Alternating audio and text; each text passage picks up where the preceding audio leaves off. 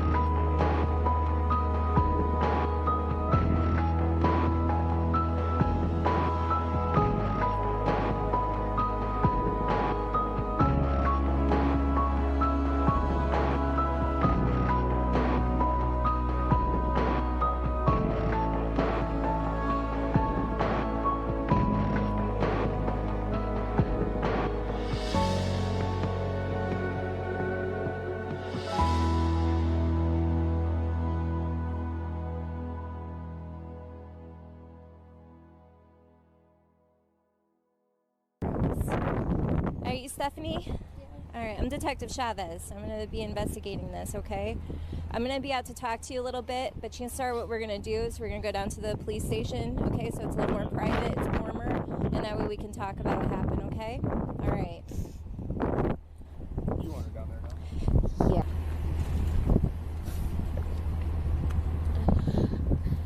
Ma'am? Yeah. I'm sorry to have to tell you, but through all our efforts, there's nothing that we can do further.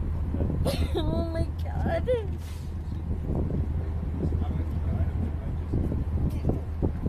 you guys have time? Just call him now.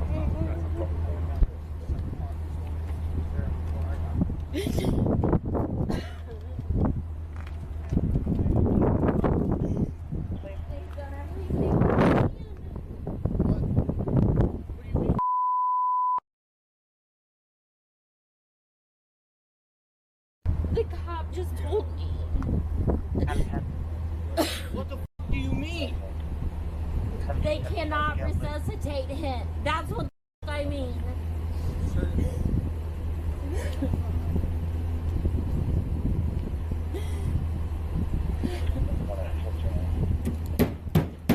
There's no way!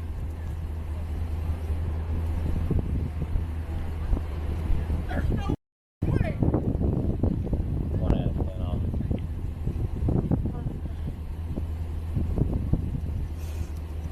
I've been telling you and the DCFS that he needed to be seen.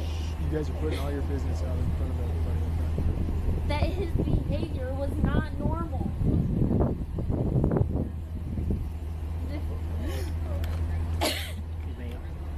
Just to make sure it was 8:15 last night. No, this, what do you mean?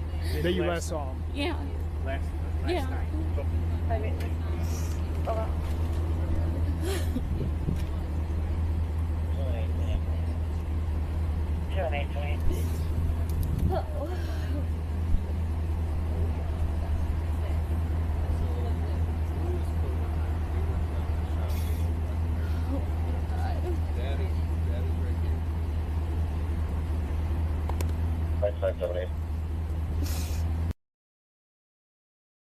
The body cam footage you just witnessed is shocking and unsettling. But the story behind this footage is like a real-life horror film. The parents shown in this footage are monsters, and they are more frightening than anything I've seen portrayed in any movie. They lived among us, their unsuspecting house of horrors situated in a suburban neighborhood. The walls of this house held a gruesome secret, a secret that was exposed on March 29th, 2022. The brutality that led up to this day should have never happened. There were signs these walls held secrets, but they were overlooked and ignored. There is something terrifying going on with DCFS in Illinois. 8-year-old Navin Jones is the deceased boy pulled out of that house of horrors on the body cam footage. He was known to DCFS very well, but he was failed horribly, and we need to talk about it because Peoria County State's Attorney Jody Hoos does not. She has been asked repeatedly about the gross F-ups by DCFS in Navin's case and has no comment. They weren't investigated or held accountable for the blaring missteps that led to Navin's demise. I hope you will be as infuriated as I am after hearing the details about what happened to Navin and how it could have easily been prevented. Something stinks in Illinois.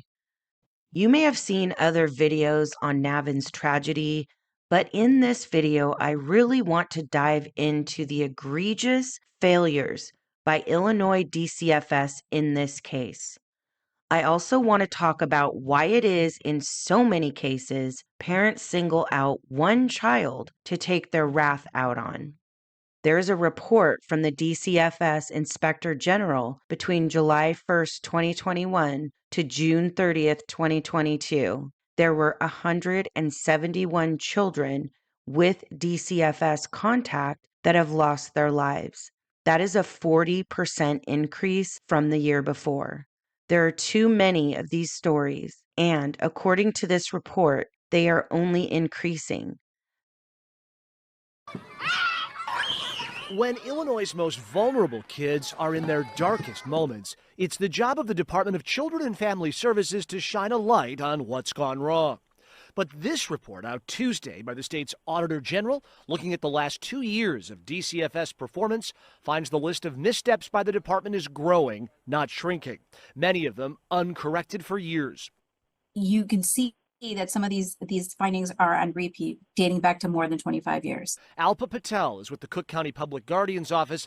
DCFS accepted recommendations for improving behavior outlined by the auditor. It's great that you acknowledge that there's an issue, but again, what is going to change between this audit report and the one that's going to come out 2 years from now? New outrage tonight over DCFS and children dying in the agency's care. Illinois Republicans calling for emergency legislative hearings with DCFS leadership after another high-profile case involving a 6-year-old who died. Natalie is back with more. Natalie. Time and time again, legislators and governors have called for change in DCFS, the agency facing decades of youth dying in their care, director turnover, and a lack of accountability. We're going to take the energy to retrain all of our staff so they understand what the criteria is, what the priorities are, and how we look at and make decisions based on safety for our families.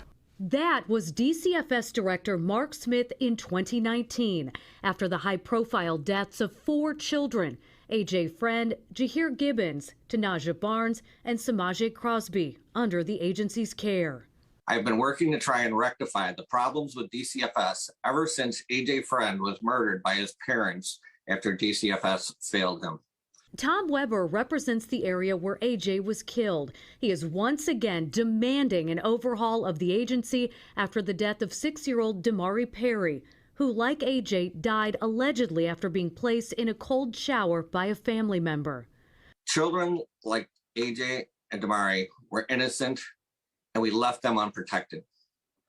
All told, from 2010 to March 2021, 1,122 children who had contact with Illinois Department of Children and Family Services have died.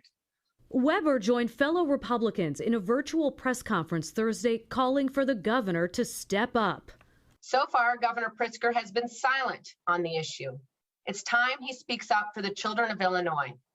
In 2019, Governor Pritzker ordered a DCFS study to identify areas of improvement. He also boosted the agency's funding by $75 million.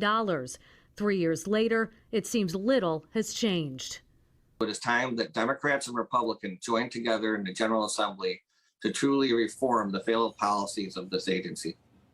That is one of the many reasons I make these videos. I hear these tragic stories of children dying gruesome deaths at the hands of their parents or family members due to violence, mistreatment, and neglect over and over again. You barely absorb the tragedy of one child before there is another headline of another child who suffered horrendous treatment and lost their life. In so many of these stories, there were signs. DCFS knew the child and the family. There were reports made by neighbors, teachers, other family members, and in some, the child even asked for help. And time again, the child has failed. We get ridiculous excuses from DCFS, judges, and law enforcement, and there are little to no consequences. In rare cases, we might get an apology, but most times we get nothing. Now, of course, not all public servants that work in child services are bad, but their job descriptions are serious. I mean, a forgotten file, administrative mistake, or bad judgment call from the bench can cost the life of a child. I'm not taking the culpability away from evil parents, believe me. They are responsible for the harm they cause their children and should be prosecuted accordingly. But there are laws in place that are supposed to protect children from said parents that are outdated, archaic, or simply ignored, and that needs to change. There are also issues with DCFS taking children from loving families erroneously with no evidence. They are so upside down. They seem to drop the ball with children that really need help and also have a problem overstepping their power and removing kids from loving homes for baseless reasons. It's maddening. The problem seems so overwhelming, it's hard to know what we can do to make a difference. But we have to try. Children are powerless, so we can't give up. We have to expose the problem and those that are failing the most vulnerable. We have to speak loudly without fear about the corruption and incompetence. Donate to causes that are trying to make a difference and keep fighting for change. Navin Jones was one of those 171 children mentioned in the report by the DCF Inspector General. This is his story.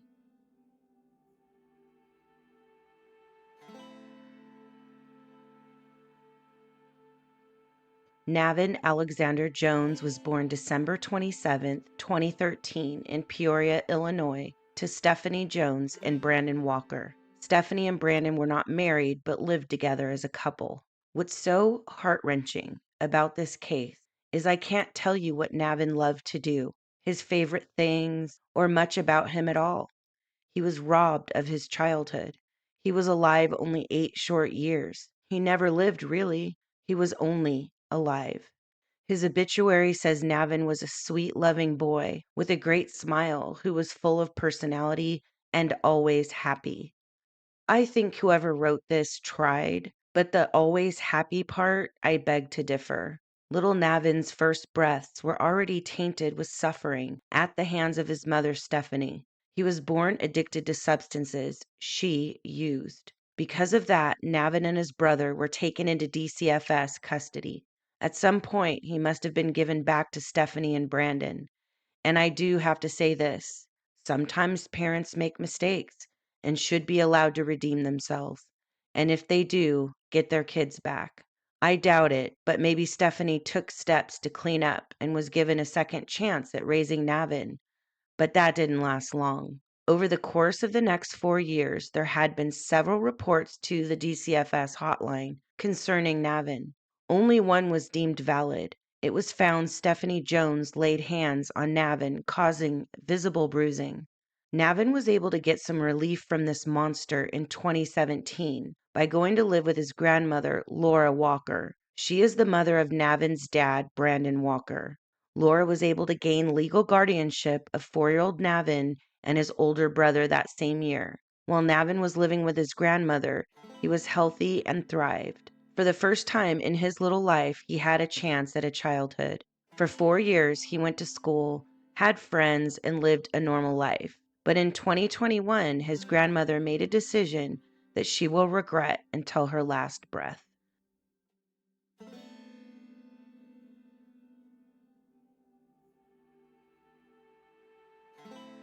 I honestly don't know what she was thinking, but she sent Navin and his brother back to Stephanie and Brandon. It was only supposed to be for a couple days. Laura's mother in Florida had an emergency, so Laura needed to go to Florida to be by her side. That decision was a death sentence for Navin.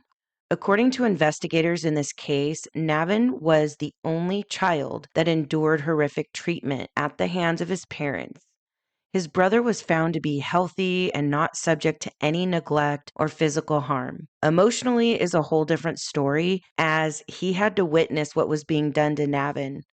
But in general, Navin was the target of Stephanie and Brandon. This is very common in cases like this, and I've always wondered why children like Navin are victims of what is called scapegoating. Parents that scapegoat may attack their child to release their pent-up frustrations and deep feelings of abandonment, toxic shame, or self-hatred.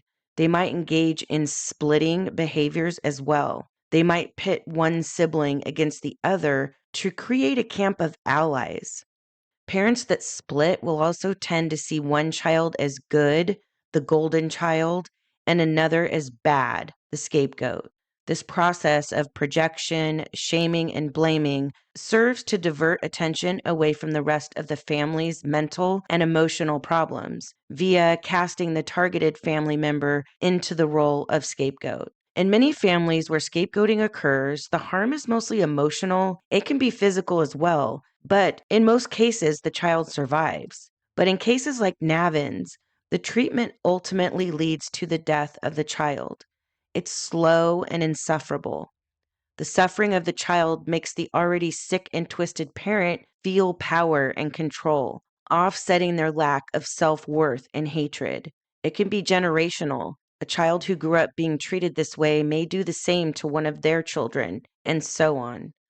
In Navin's case, Stephanie seemed to be the one directly in charge, if you will, of inflicting harm on him. His brother was the golden child, and Brandon went along with Stephanie, never coming to Navin's aid. In fact, he was hardly home and often took Navin's older brother to work with him. So most of the time, it was just Stephanie and Navin in the home all day, as neither child was enrolled in school. But text messages between Brandon and Stephanie revealed he went right along with whatever Stephanie was doing to Navin and even encouraged it.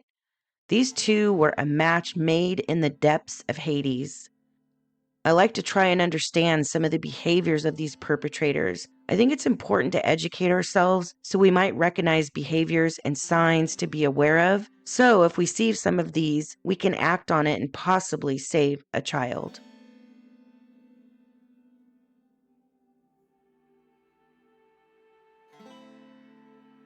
When Laura Walker came back from visiting her mother in Florida, she went to Brandon and Stephanie's house to pick up the boys, but they wouldn't answer the door or her calls. Laura called the DCFS hotline to report that Brandon and Stephanie were not answering the phone or the front door. Laura told the DCFS investigator she looked through the windows of the home and she saw a bunch of trash and clutter and old food inside. She also said Stephanie had a history of substance use and physical aggression towards Navin. Now, this next part makes me angry and reeks of a cover-up by the police. The same day Laura tried to pick up the boys, not only did she call the DCFS, she also called police for help.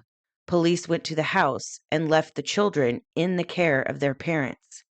They made a report stating Laura did not want the boys. That's why they left them with Stephanie and Brandon. So let me get this straight. Laura physically went to the home, looked in the windows when no one answered, tried to call them over and over again, called the DCFS hotline and police, but then after all that, she told police she didn't want the boys anymore. I call complete BS on that. I think law enforcement were trying to cover up the fact they didn't make contact with the boys or the parents, and they dropped the ball, which ultimately led to them being called out to retrieve Navin's emaciated, broken, and dead body from that home 7 months later. Laura has vehemently denied what is stated in that report and said the officer who took the report that day refused to help her retrieve the boys after several hours of trying. Laura Walker went back to the police department to report the children missing. A detective called Brandon Walker, who stated he was out of the state and refused to tell the detective where he was. Brandon said he would not give the children back to Laura and that he had legal custody of the boys. Laura told the detective she never gave up guardianship and that she feared her son and Stephanie were on the run to Florida. The detective talked to a DCFS caseworker who said the children would be going into DCFS custody as soon as they were located. The detective wrote in his report that he was told by a friend of Brandon that Navin and his older brother were in Kissimmee, Florida. It wasn't clear when the children left Illinois from the report. After numerous unsuccessful attempts to locate the children, the DCFS caseworker spoke to Brandon, who said the family had moved to Florida and was not coming back. According to the caseworker, Brandon said he was planning to return to Illinois on October 21st, 2021, as the children had a doctor's appointment. He agreed to let the caseworker see the children when he returned. The caseworker called the children's doctor and learned there was no appointment scheduled for either child. The older brother was last seen for a visit on June 30th, 2021, while Navin was last seen on December 30th, 2019. After all of that, DCFS determined the claim made on August 17th, 2021 by Laura that the parents' home was an unsafe environment was unfounded and closed the investigation, even though Laura could prove she was the legal guardian and Stephanie had a history with DCFS. That was it. They just closed the case. At some point between November of 2021 and February of 2022, Brandon and Stephanie brought the boys back to Illinois, and it wasn't long before an anonymous tip was called in to DCFS. It alleged that Navin had black eyes from falling down the stairs. He was locked in the basement when the mother didn't want to deal with him. Navin and his brother were not enrolled in school, and they were dirty. DCFS attempted several visits with the children over the next week, all of which were unsuccessful. Brandon was reached by phone and said the children were not enrolled in school because he and Stephanie did not have legal guardianship of them. So right there, he's lying and contradicting himself because back in August, he told the detective he had legal custody of the boys. He said the family had come home from Florida in January and was not able to reestablish guardianship. DCFS was allowed to visit with Navin and his older brother. Both said they felt safe at the home and denied being harmed. Of course, the boys are going to say they'd rather stay with their parents. They were probably threatened with their lives if they didn't. Navin was observed to be sickly in appearance. The caseworker noted he was thin and small in stature. Both Navin and his parents said he ate regularly, but did not gain weight. He was seen by the caseworker eating a bag of popcorn during the visit. Having Navin eat popcorn in front of the caseworker, nice touch, Stephanie. The caseworker discussed Navin's health issues and said the parents should take him to a doctor. Brandon said they would like to take Navin to the doctor, but they did not have legal guardianship of him. The caseworker noticed Navin looked sickly, but didn't do anything further, even though these parents had no legal custody of these boys and a history with DCFS. Not only did she not do anything further, she put in her report, although Navin looked sickly, she thought the boys were safe and actually recommended the custody of the boys be changed from Laura Walker back to Brandon. Unbelievable. Did she happen to walk through the house at all and look at the boys' rooms? Because if she had, she would have seen the jail cell Navin was living in and might have rethought her decision. As if all of that wasn't bad enough, this caseworker convinced Laura Walker to sign over her guardianship of the boys so Navin could receive medical care. Laura was hesitant to do so, but did not want the red tape she was dealing with getting the boys back from Brandon and Stephanie to prevent Navin from getting the care he needed. She also thought since DCFS had visited the boys and seemed to be doing their due diligence, it was the right thing to do. So she signed the form and sent it back to DCFS. The ball was completely dropped by this caseworker, DCFS, and law enforcement. And because of that, Navin would be dead a month later.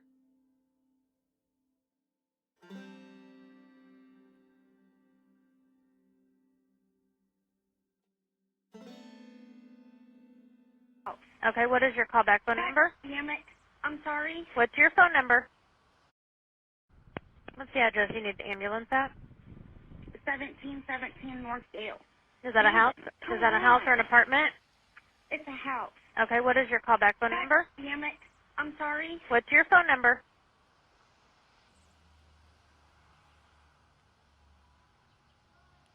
Tell me exactly what happened. My son, since I got him from his grandmother's after she threw him out, he's been doing a lot of really weird things, like drinking his own urine. He's pooped all over the house, smearing it everywhere. Sometimes he'll eat a whole bunch. Sometimes he doesn't want to eat at all. Okay, what's he doing I saw today, that it was ma'am? getting late, so I'm sorry. What's happened today? I went upstairs because I hadn't heard from him and found him unresponsive on the floor. Is he breathing? No. Okay, I am sending the paramedic. CPR before I called you guys, and I can't get anything. Okay, is there a defibrillator available? If so, send someone to get it now and tell me when you have it. I don't have one. Okay, I am sending the paramedics to help you now. Stand the line, and I'll tell you exactly what to do next. He is an adult, is that correct? I'm sorry. How old is your son? 8. He's 8? Yes. Okay, are you with him right now? Yes. Okay, I'm going to help you. I know you said you've tried CPR, but we're going to go through this, okay? Tell me when you're ready. What's your name? Ma'am, what's your name? Stephanie Jones. All right, Stephanie, listen to me. Are you home alone? Yes. Okay. I want you to lay him flat on his back on the ground and remove anything under his head, okay? Tell me when that's done. I removed his clothes, and he was cold, so I put him in the shower and used the hose. I don't know what to do. Okay, how long ago did you find him? Maybe 10 minutes ago. Okay, so what we're going to do is we're going to go ahead and do compressions. I'm going to tell you how to do chest compressions. I want you to place the heel of your hand on the breastbone in the center of the chest, right between the nipples. I gotta put you on speaker. That's fine. Please do that, Stephanie. Okay. I want you to place the heel of your hand on the breastbone in the center of the chest, right between the nipples. Put your other hand on top of that.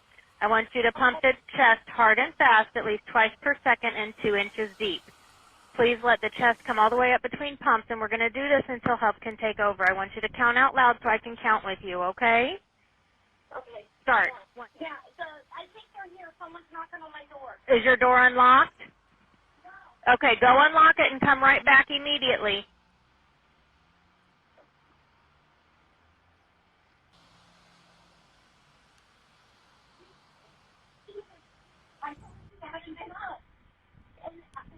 I found him upstairs.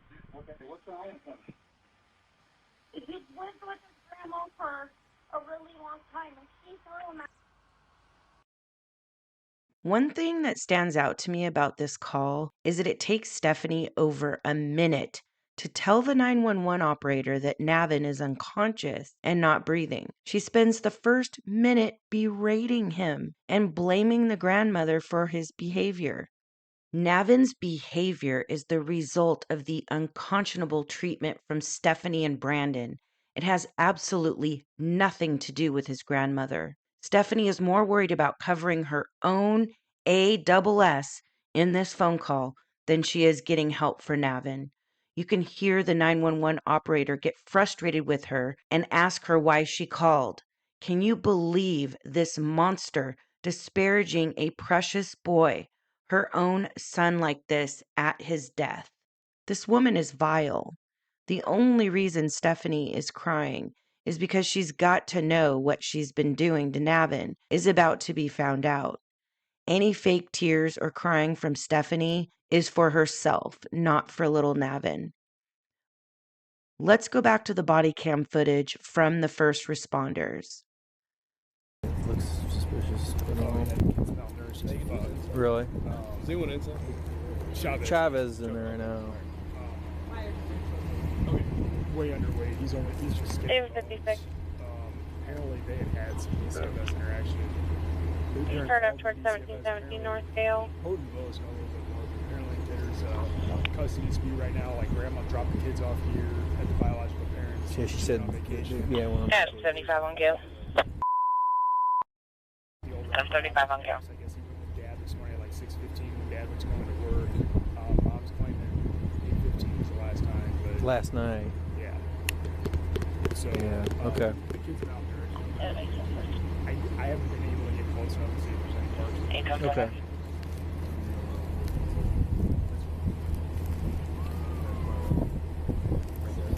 On the porch, both of them. And she just made a comment about dad was all upset. She made a comment. I told DCFS that his behavior was strange and that they needed to get him checked out or something. I was trying to keep this up with her. I'll be right back. You get out here.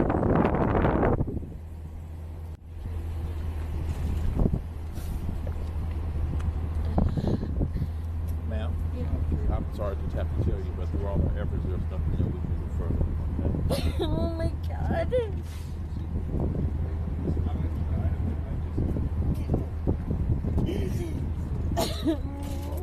you guys have time? Just call him now.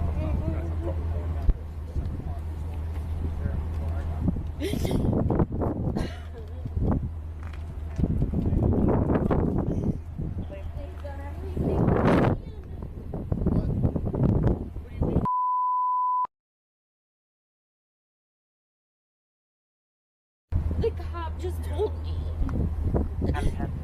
What do you mean?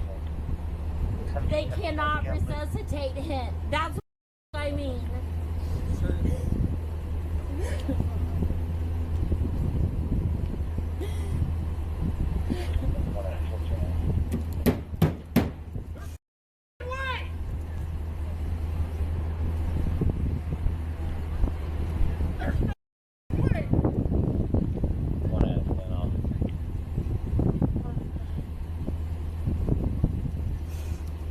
I've been telling you and the DCFS that he needed to be seen.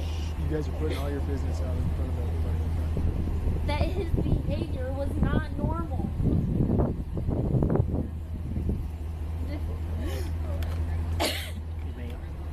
Just to make sure it was 8:15 last night. No, this. What do you mean?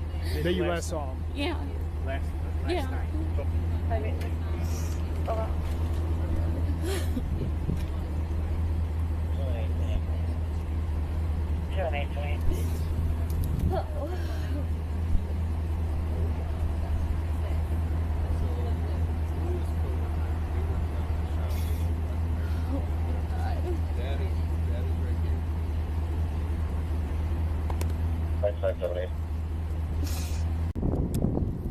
I'll try to reach her too. Okay. What's the coworker's name? Sorry, I already said it.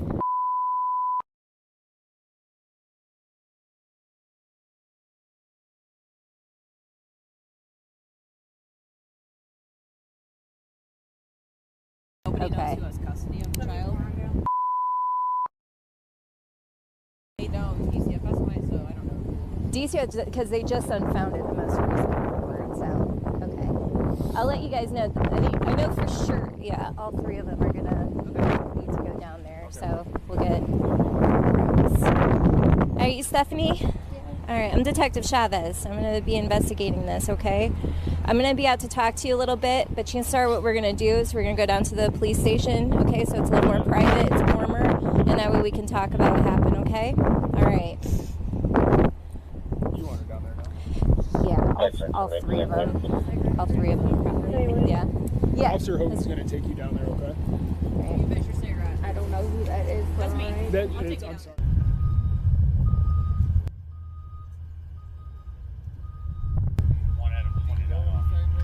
I don't. Sounds like they might transport. So pretty much just tell you kind of what's going to happen from here.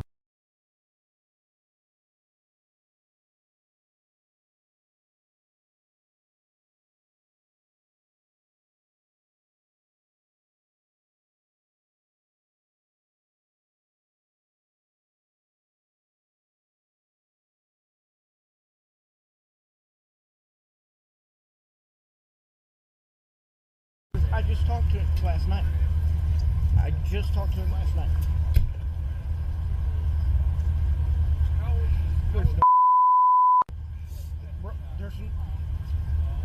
And again, there's nothing I can say to make this an easier situation. There's no fucking way. There's no fucking way, bro. There's no fucking way. He was fine last night. He carried on the conversation with me.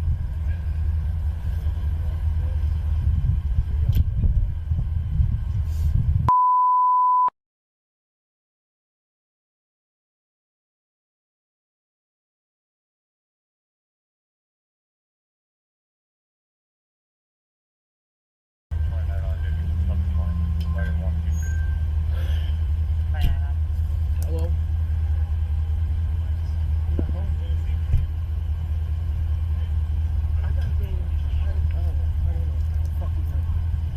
Do I have to leave now, you said? Well, here when things kind of get rolling, because the detectives are going to have to secure the house and make sure that we figure out what happened.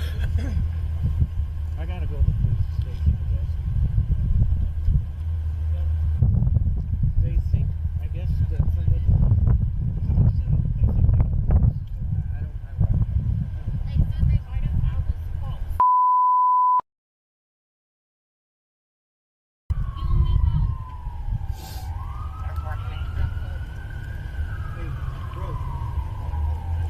Bro, I just talked to him yesterday. Those so-called parents deserve an Oscar for that performance. Stephanie had 0 tears and Brandon acting shocked. Please, I wanted to throw up watching that. Little Navin was pronounced dead at the hospital.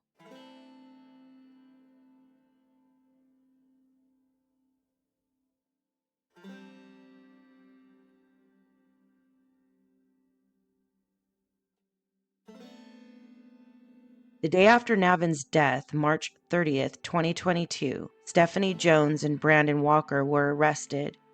It turns out both Stephanie and Brandon had pretty lengthy rap sheets for minor crimes prior to their arrest for Navin's death. They needed to be taken out with the trash. It's just infuriating it took Navin's death to do it. The investigation that ensued showed what horrors Navin had been enduring for the past 7 months, if not longer. If he wasn't locked in his room, he was locked in the basement, an 8-year-old prisoner in his own home. His room had a bed with a stained mattress, no sheets, no blankets. His pillow was stained with no pillowcase. There was a dresser and 1 toy. Because Navin was rarely let out, he used the closet as a restroom.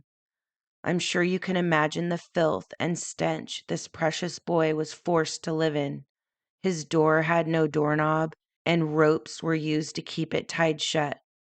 There was also a note taped to his door, written by Stephanie, that said, "Do not give Navin any food or drinks. Do not let him out of the room. He has what he needs till I wake up. Do not be loud." How heartbreaking.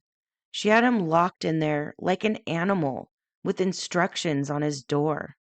My God, they treated their dog better than they did this innocent child. But it gets worse. At autopsy, it was revealed that at 8 years old, Navin only weighed 30 pounds.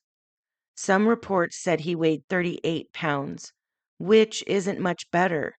But the state's attorney said that is because when the hospital was trying to revive him, they pumped him with fluids. So that is where the discrepancy lies. The autopsy also revealed many bones and wounds in the process of healing, but also ligature marks on his extremities. Let's not forget that DCFS saw Navin a month prior to this. It said in their report he looked sickly, but did nothing about it. Just advised they take him to a doctor and recommended custody go back to Brandon. There is no way that this woman did a proper inspection of the home. If she had, like I said before, she would have seen the jail cell Navin was living in. Before first responders arrived after the 911 call, Stephanie made no attempts to clean up Navin's room, remove the rope, or take the note off the door. So I can pretty much guarantee if that DCFS worker were to inspect the boys' bedrooms, she would have seen the filth Navin was living in. Also, if Navin weighed only 30 pounds at death, with, according to first responders, bones protruding and sunken in eyes, how sickly do you think he looked when DCFS saw him? The DCFS worker also stated on the stand at Brandon's trial that she has since had further clarification on her report. Really, lady? That's it? Not even an apology for your gross negligence? The following is an interesting press conference with the state's attorney, Jody Hoos. I mentioned her at the beginning of the video. In this press conference, she's great when talking about Stephanie and Brandon. She's no holds barred and wants them served the justice they deserve. But I noticed when asked about the failures of DCFS in Navin's case, she won't comment. This had me yelling at the screen. They want that buried. I firmly believe that, and it's unacceptable. One of the reporters who is asking questions has a stutter. Some of the comments on this press conference were unkind to him, and that really bothered me. I thought he was asking good questions for the most part and poking at her to speak on the DCFS failures. So I just wanted to give you guys a heads up. Be patient with him. He does struggle here and there with certain words. Thank you all for being here. Today, my office obtained first-degree murder indictments for Brandon Walker and Stephanie Jones, the parents of 8-year-old Navin Jones. In those indictments, we alleged brutal and heinous behavior in the death of Navin that make each of them eligible for a life sentence. As you are probably aware, pursuant to earlier court records, police were contacted March 29th regarding an 8-year-old not breathing. When police arrived, they found Navin unresponsive, emaciated, with sunken eyes. He weighed just 30 pounds. At the hospital, doctors later found ligature marks on both wrists. During the investigation, police observed the defendant's house to be well furnished, except for Navin's room. Inside Navin's bedroom, they found one toy, one dresser, and one bed that had no sheets, no mattress, and a pillow that didn't even have a pillowcase on it. There was a padlock on his closet door, and inside that closet was a horrific odor of urine and feces. The door to Navin's bedroom had no knob on it and had been tied shut with a string. There was a sign on the outside of his bedroom door that read, quote, "Do not give Navin any food or drinks. Do not let him out of the room. He has what he needs till I wake up." We assume that note was for his older brother. My office's review of those facts, as well as the discovery of additional shocking conduct by the defendants, led to the addition of the brutal and heinous counts that we added today through the grand jury. As well, we have filed a motion to increase both of their bonds that will be heard on Thursday when they're formally arraigned on the new charges. The shocking conduct that I'm referring to includes text messages between the defendants where they discuss locking Navin in his room, tying Navin up in the basement, beating Navin because he had urinated in his bedroom because he was unable to open the door to go to the bathroom. In the 911 call, the defendant, Jones, first complains about Navin before she even tells dispatcher that he's not breathing. It was later that year in 2021 when the defendants took Navin. With his parents, for the last 6 months of Navin's life, starved and imprisoned, all by the two people there to protect him. The defendants spent the last several weeks of Navin's life doing nothing for him. And I plan on spending the next several of mine bringing him justice. As I stated earlier, Thursday, the defendants will be up in court next for their arraignment on the new counts. Are there any questions? Yeah, Jody, first, you mentioned that this is brutal and heinous. You mentioned that this faces up to a life sentence. Does it the age too also make it a virtual life sentence because of the fact that he was under the age of 13? And is this, if that is the case, what do you hope to gain by trying to do the brutal and heinous thing? We have seen many counts like that in the past. Is this more of a statement, or is this more of a way to try to punish them? Well, the facts call for the brutal and heinous. With regards to the victim's age, it's not a life sentence. It's normal first-degree murder is a 20 to 60-year range. Because of the victim's age, they would be eligible up to 100 years. But the brutal and heinous actually makes it a natural life in prison. Could anybody else be charged with this? In other words, do the legal indictment stop with these two parents, or are you looking at anybody else to possibly charge? Our investigation up to this point, criminally, stops with the parents. Okay, so should I infer from that, ma'am, that as of right now, things could change, but as of right now, nobody else is going to be charged? Based on the information we have today, that's correct. What do you think about how the agencies acted? You had a DCFS caseworker say that he looked not well. I think the term was sickly. 6 weeks, 5 weeks prior to his death. You have police officers trying to check in on him, and apparently nothing happened. I mean, there was a lot of people along the way, maybe who could have seen something, maybe who could have stopped it. What do you think about how we got here?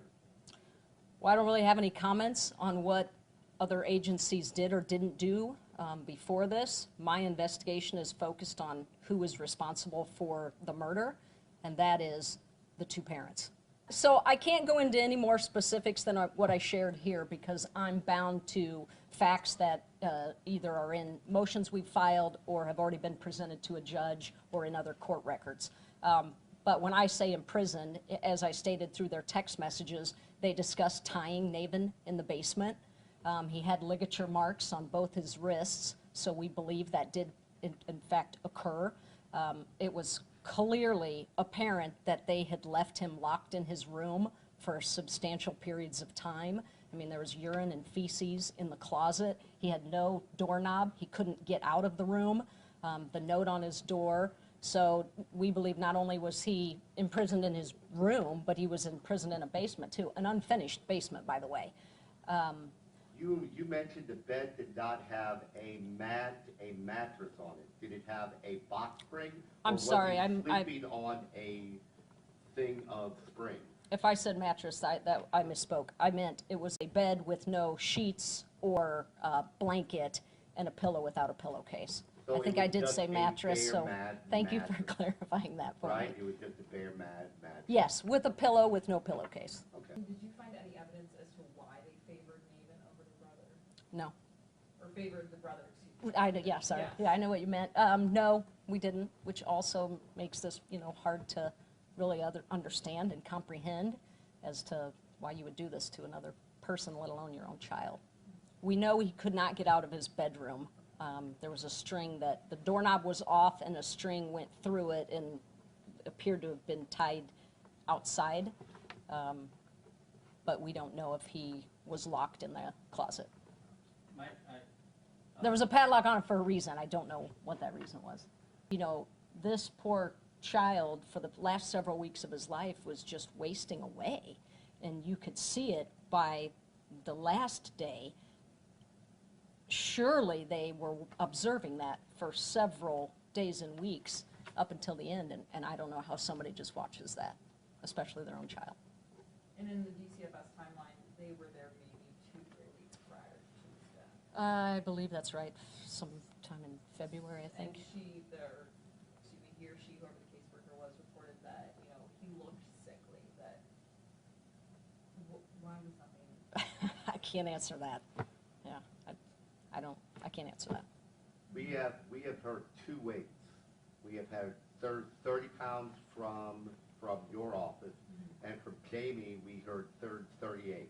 I get it. That's not much. I mean, the kids shouldn't have weighed that little, but just so that we're not getting it wrong, Yeah, what did you weigh? That's a good question. So the autopsy was 30 pounds, and our, you know, one of the doctors that reviewed it thinks that he was pumped with a lot of fluids at the hospital when they were still doing resuscitative measures.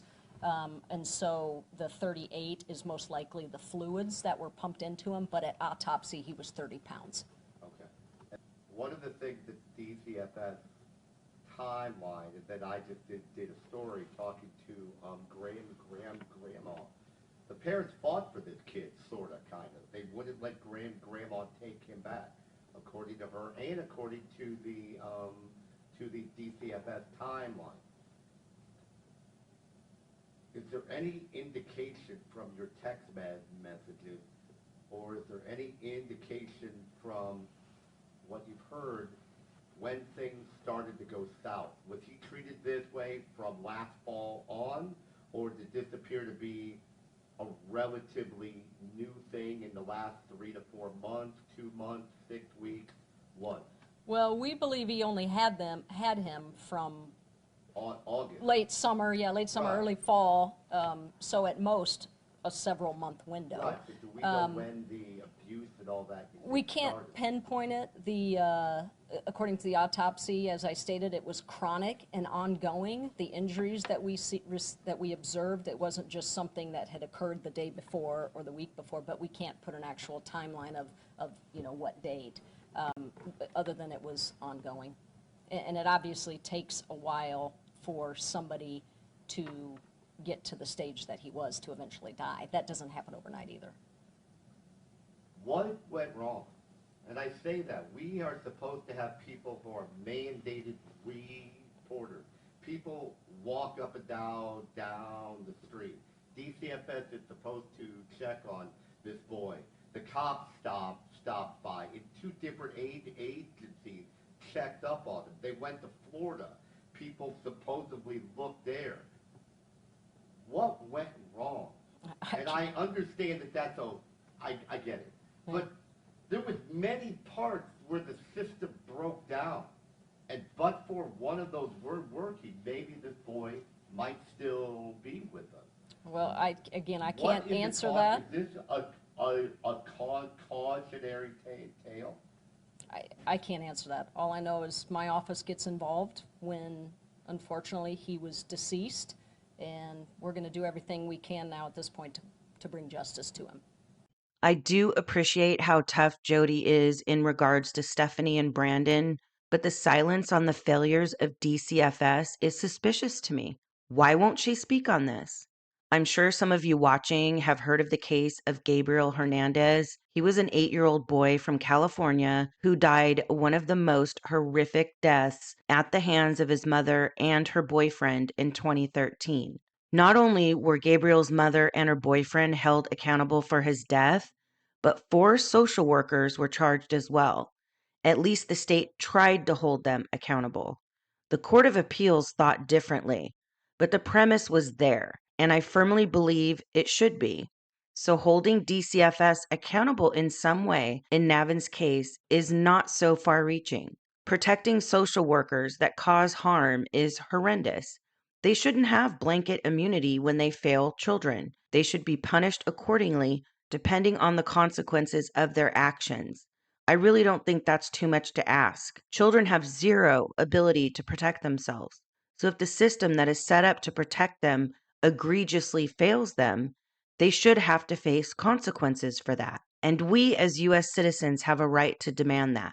After all, it's our tax dollars that fund these agencies. There is an update to the embattled Illinois DCFS disaster. As of October 2023, the director, Mark Smith, resigned. Mark Smith was appointed by Governor Pritzker in 2019 to lead that agency. His tenure, though, was marked by several controversies, including 2 WGN Investigates reports that found a lack of appropriate placement, left kids sleeping in DCFS offices or languishing in psychiatric hospitals and sometimes jails. The Cook County Public Guardian, Charles Gilbert, responded to the resignation saying, quote, Smith leaves a mixed legacy.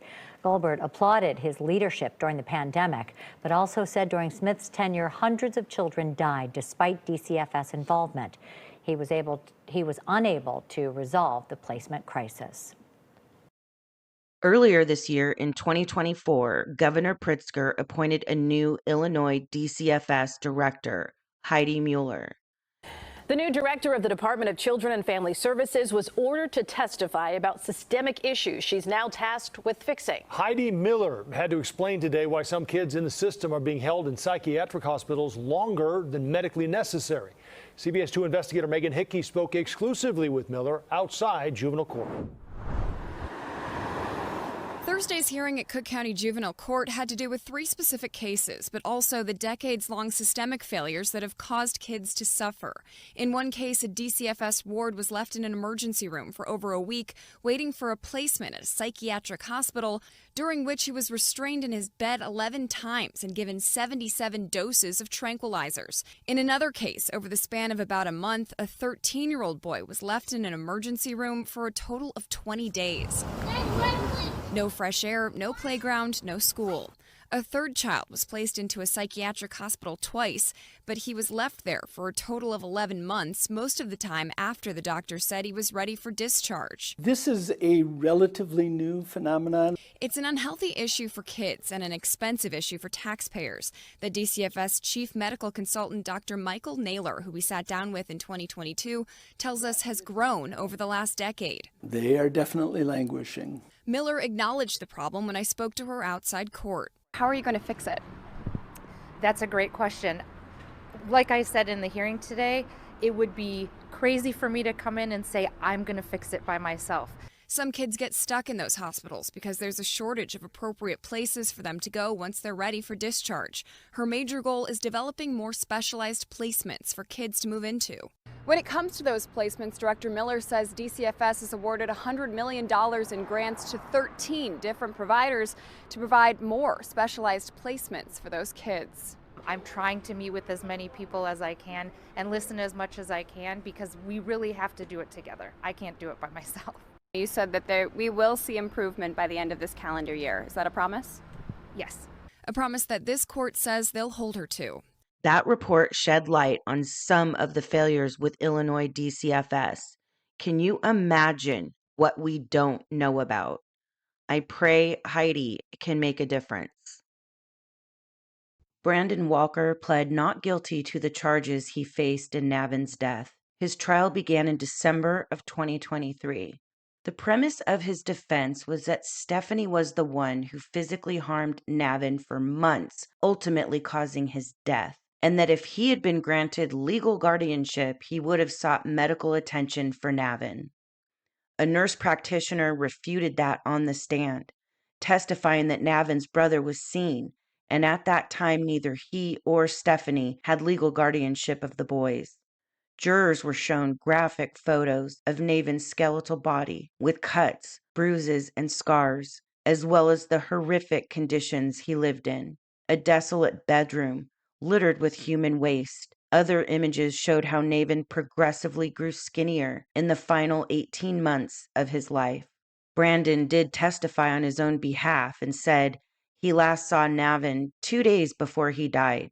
They watched a movie together, and Brandon said he observed Navin walk up 2 flights of stairs when he went to bed, contradicting medical experts' testimony that it was unlikely Navin could have had much mobility in his final days due to his poor condition. Disgusting text messages between Brandon and Stephanie were also revealed in court. This one stating, "That's crazy. Did he tell you he was hungry? By the way, I'm so grossed out that Stephanie has some texting app that makes her messages all bubbly and cute while she's talking about the horrific treatment they are inflicting on Navin. You've got to be kidding me." This next text states, "Navin is trying real hard to get his hands out from being together, and the response is, not cool." This one states, "I now have several spots of P, don't want to say that word here on YouTube, to clean up. And I told Navin he's being tied up downstairs at night. Him standing in the corner next to the bed and purposely peeing on the wall and carpet. This is unreal. Nothing like documenting in writing what you guys are doing to Navin. These two have about as much brains as they do a soul." The next one says, "He has to prove to us that he can listen before we can leave him alone. Here's what I was thinking. Either he can sleep downstairs and I'll let him up, or he can sleep," and then it cuts off. Only snippets of these texts are available, but I'm sure you guys are getting the picture of the disgust they contain. This last one is vile. It's cut off at the top. It says, "House, you can put him down there, and when I get up, I'll let him up." And Brandon replies, "Either one is okay with me, you cute furry lady. Please hold while I lose my..." The jury took only 45 minutes to convict Brandon in Navin's death, and he was sentenced to life in prison. Stephanie pled guilty to the charges against her, so there was no trial for her. The judge just recently sentenced her to 100 years in prison. Stephanie tried to say her mental health issues are what caused her to treat Navin the way she did. The judge wasn't having it. In that I find that she's just a bald-faced liar, very disingenuous, especially here today. I find that her prospects of rehabilitation are pretty much zero. Navin's older brother was in court for Stephanie's sentencing. He wrote a victim impact statement that was read by an attorney. In it, he said, "Brandon and Stephanie lied and said Laura Walker, their grandmother, had died, and made him and his brother feel like they had done something wrong when they hadn't. He said his parents were the worst people he knew, and that Navin was the best brother he could ever ask for. He also said he blames himself for Navin's death. He feels horrible he didn't speak up, but he was scared." Can you guys believe these monsters told Navin and his brother their grandmother had died? Are you kidding me? The suffering didn't end with Navin. His brother will suffer for the rest of his life over what these demons did to him and his brother. I truly hope he finds love and all of the help he needs to carry on in this life. The thought of Navin being locked up alone, thinking the only person that ever loved him, his grandmother, was dead. He died alone, suffering, and heartbroken. No one heard his cries. No one came to save him. Rest in love, sweet Navin. You are soaring with the angels now. I wish I could have saved you. All I can do now is tell your story and expose the darkness. We will be your voice now.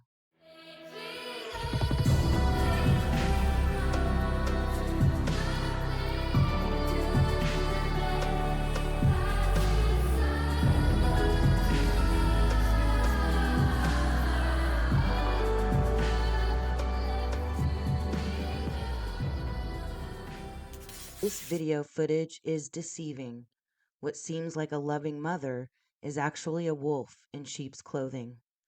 These videos of a terminally ill little girl having her final wishes granted hold a disturbing secret. a secret only her mother knows. This is the story of a mother's worst betrayal.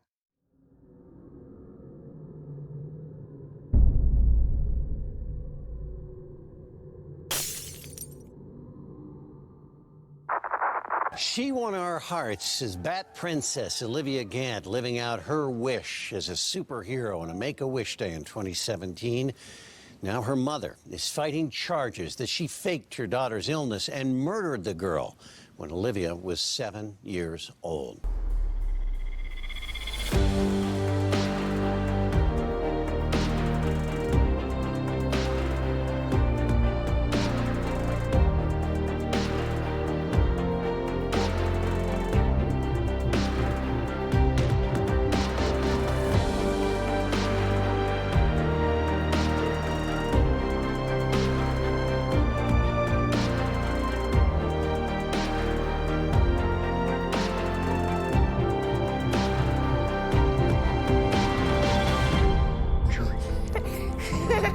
Happy birthday to you.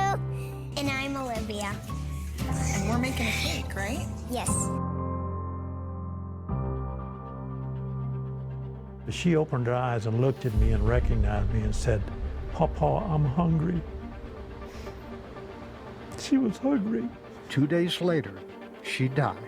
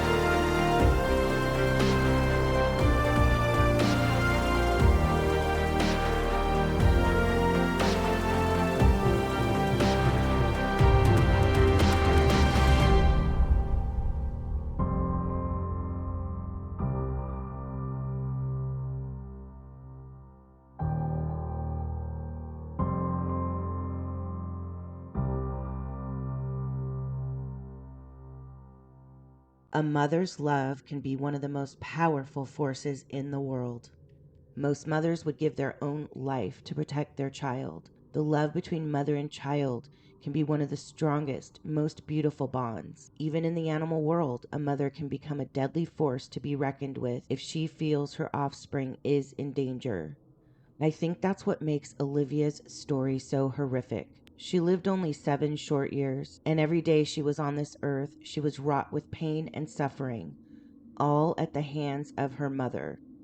Olivia's mother, Kelly Turner, medically tortured her since birth and played games with medical professionals. She was somehow able to convince doctors to perform unnecessary procedures on Olivia that eventually led to her death. Olivia Gant was born June 21st, 2010, in Pasadena, Texas, where she lived with her mother, Kelly Turner, her 2 sisters, and her father, John Gant. She left an indelible mark on those who knew her and was described by her grandfather, Lonnie Gautreaux, as a loving child. She just had a great imagination and loved playing with her dolls. Olivia's vibrant energy, caring nature, and zest for life made her a joy to be around. She was affectionately called Livy by her family, and she in turn referred to her grandfather as Papa. Olivia was absolutely adorable and never met a stranger. She should still be here. She would be 14 years old now, probably getting ready to start high school. The only consolation I find in her death is that she is no longer in pain at the hands of Kelly Turner.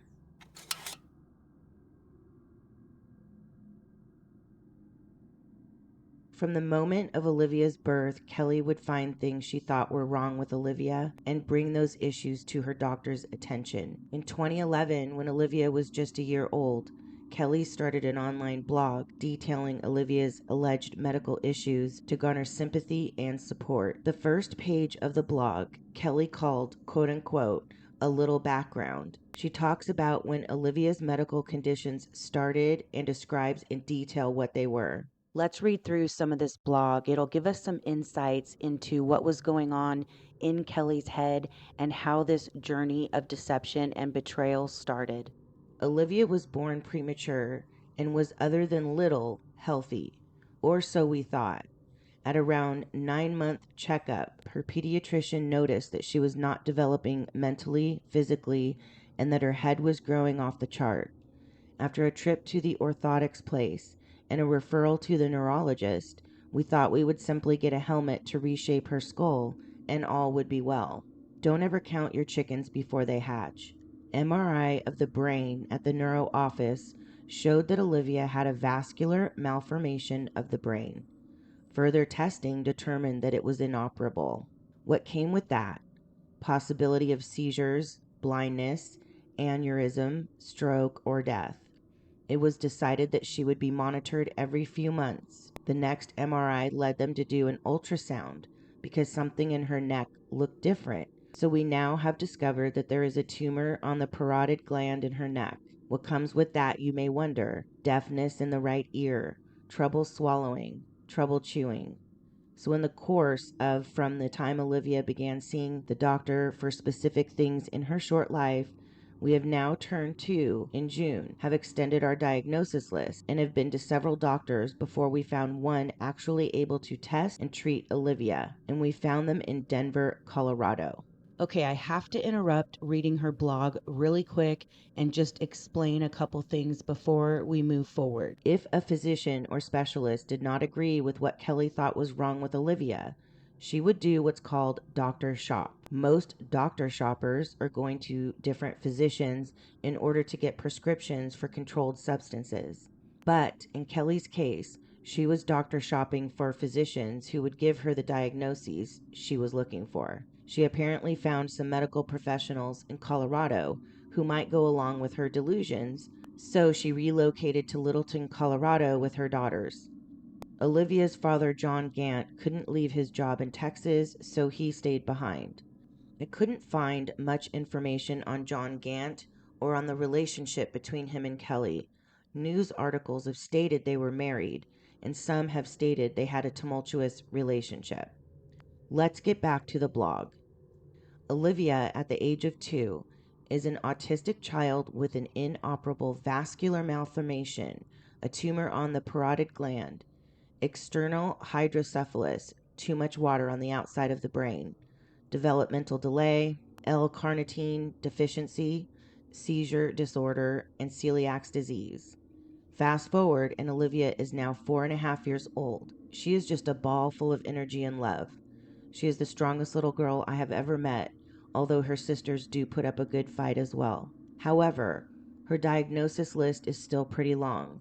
Olivia, at the age of 4, has hydrocephalus, seizure disorder, focal corticodysplasia, autism, intestinal dysmotility, loop ileostomy, vascular malformation in the brain, and a tumor on the parotid gland and developmental delays. On November 11th, the start of a very long journey began. After months of not being able to use the bathroom and being in extreme pain almost constantly, the great doctors decided that surgery to put in a colostomy was necessary. After the surgery, there has been ups and downs. On December 11th, Olivia was transported back to the hospital, where Olivia had what is called intestinal prolapse. The on-call surgeon put her asleep enough to push the intestines back in. There were several discussions about operating, but Dr. Lamb has seen her the past few weeks and felt that in Olivia's best interest, she needed Dr. Beeler, who operated on her day 1, to fix this. He said for her sake, consistency with the doctor is what was important. Okay, so here in her blog, she's actually admitting that a physician is telling her to keep it consistent and refer back to the original doctor as far as these medical decisions for Olivia. A side note, I still do not understand, I can't even comprehend how these unnecessary procedures were able to happen when we're dealing with a completely healthy child, but I digress. We'll go over more of that as the video goes on. We are in the beginning stages of forming a benefit to happen around June 2015. Please share, like, and follow so that we can get the word out and help this sweet little girl with all the hospital bills she is incurring.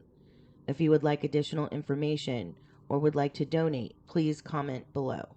This one blog post lists 11 medical issues Olivia had according to her mother. Now, I'm not a doctor, but if you are anything like me, that blog post just doesn't sit right. She lists number 1, vascular malformation of the brain. Number 2, there is a tumor on the parotid gland in her neck. Number 3, she's autistic. Number 4, external hydrocephalus. Number 5, L-carnitine deficiency. Number 6, seizure disorder. Number 7, celiac disease. Number 8, cortical dysplasia. Number 9, intestinal dysmotility. Number 10, loop ileostomy. Number 11, developmental delays. According to an article in the Denver Post, some of Kelly's claims in her blog were absolutely nonsensical. For example, in one of her posts, she vented about doctors failing to note that the membrane in the corpus luteum in Olivia's brain was thinning. The corpus luteum is a structure in the ovary, not the brain. And side note, guys, I'm not a doctor, so if I mispronounce any of this medical terminology, please give me grace. I'm doing my best. Okay, moving on. That's just an example of the inconsistencies between Kelly recounting Olivia's health online versus what her actual medical records revealed. After the move to Colorado in 2012, there would be thousands of visits to Children's Hospital. In early visits, Kelly reported Olivia had a history of seizures and feeding difficulties, among other health issues. At some point, Olivia had been prescribed anti-seizure medication.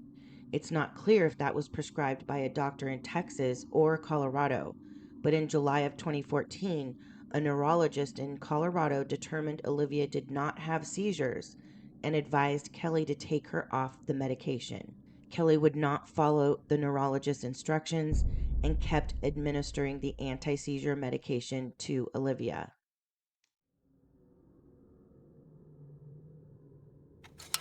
To address Kelly's complaints about Olivia's feeding issues, doctors first referred Olivia to therapy for picky eating. But Kelly insisted the problem was ongoing and that Olivia was also struggling with severe constipation. It's unclear how many visits and complaints from Kelly it took to get to this point. But in November of 2014, Olivia undergoes an ileostomy, which creates a hole in the abdomen so that waste can drain directly from the small intestine to a bag. Her constipation improves, but Kelly reports she won't eat and a feeding tube is put in through her nose. In January of 2015, a more permanent feeding tube is inserted through Olivia's abdomen, replacing the temporary tube in her nose. A different type of tube will be placed surgically shortly afterward. In June of 2015, Olivia has another surgery to place a tube to feed her through her veins, a process called total parenteral nutrition, or TPN. She undergoes feeding therapy at the hospital and improves her ability to eat normal foods. In July of 2015, Kelly first posts online that Olivia has a terminal illness. Her medical records show no such disease. In 2016, Olivia receives escalating doses of painkillers. Sometime in 2017, Kelly reaches out to the Make-A-Wish Foundation, telling them Olivia is terminally ill and lists her final wishes. In February of 2017, the foundation hosts a Bat Princess party for Olivia. Olivia was also able to do a ride-along with the police department, and the fire department hosted an event for her as well. In March of 2017, Olivia undergoes her final surgery, a procedure implanting a tube in her bladder, which drains through her abdomen. March 24 of 2017, Kelly requests that Olivia not be resuscitated if her heart stops, or given naloxone if her breathing stops because of the large doses of opioids she is receiving. March 27th through 28th, 2017, Olivia's care team raises concern that the amount of stool in Olivia's ostomy bag and the amount recorded in her chart don't add up. This is important because the amount of stool is a clue to how well Olivia's intestines are functioning. A monitor is assigned to the room, and the amount of stool improves significantly. Doctors aren't sure if she improved on her own, the medicine they gave helped, or if the monitor prevented tampering. March 29, 2017, Turner requests that Olivia be placed in hospice. July 11, 2017, a doctor refuses to renew an order not to resuscitate Olivia if her heart stops, or give her naloxone if she overdoses on prescribed opioids, precipitating a series of ethics meetings. The hospital's child protection team finds, quote unquote, no reason to alert the Department of Human Services to potential medical CA. This is according to Olivia's medical records. A different doctor later signs the order. August 1st, 2017. Olivia is transferred to hospice. She was happy to leave the hospital. She was happy to have all the tubes removed and sang songs on the way, feeling free for just a brief moment. Olivia had no idea she was being sent to her death. When she arrives, they settle her in. She receives pain medication, and for 19 days, she starved. For 19 days, Kelly Turner sat there and watched Olivia suffer, watched her dying, knowing all of this was completely unnecessary. It was the result of years of her lies and manipulations. August 20th, 2017. Olivia dies. She was buried at Seven Stones Chatfield Cemetery in Littleton, Colorado. Here are some excerpts from Olivia's obituary. Sunday, August 20th, we lost our little princess, Olivia, after a long battle to a rare disease at the age of 7. Olivia was with us a very short time, but through her short life and big battles, she taught us that we can be joyful in all things.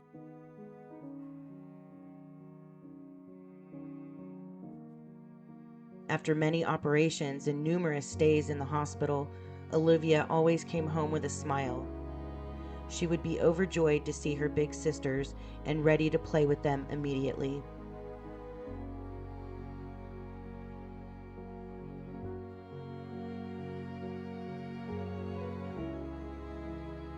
She became known as the princess after always wearing her princess dresses while in the hospital. No hospital gowns for Olivia. Through her many stays in Children's Hospital, Colorado, most people there loved and cherished the princess. She loved school and was able to attend pre-K kindergarten and part of first grade at Columbine Hills Elementary before her health began to decline more rapidly. That was the highlight of her life, being at school with her teachers and friends. At home, Olivia loved playing with her sisters, being on her iPad, or watching her DVDs. She had an unbelievable imagination that would entertain herself and others for hours. Her mouth never stopped, but would give others such joy and laughter.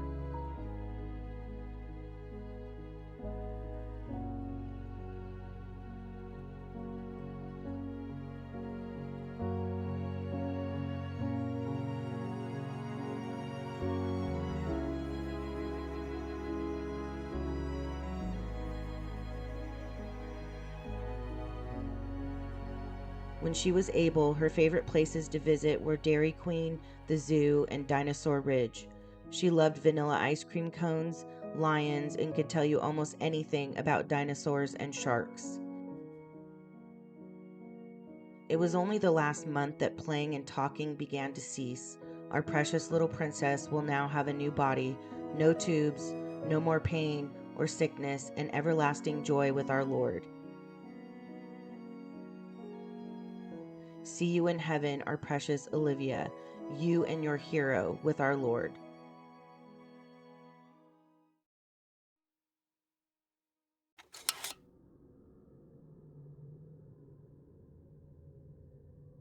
Not much is known about Kelly Turner's life outside of Olivia's tragedy, but she did have a criminal record in Texas. Her past criminal record sheds some light on what kind of person she was. The forgery charge makes sense, being that Olivia's tragedy is rooted in her defrauding everyone ever involved with Olivia.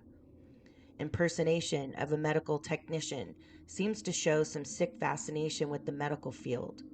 Last, but definitely not least, she was charged with felony SA with bodily injury on a child. My God, I read that and was horrified she ended up having 3 children of her own. Her criminal history paints a picture of subhuman trash in my book. She was already hurting children before she even had her own. And this was Olivia's mother. Not much else needs to be said about her. My heart just breaks for this innocent baby girl who never stood a chance.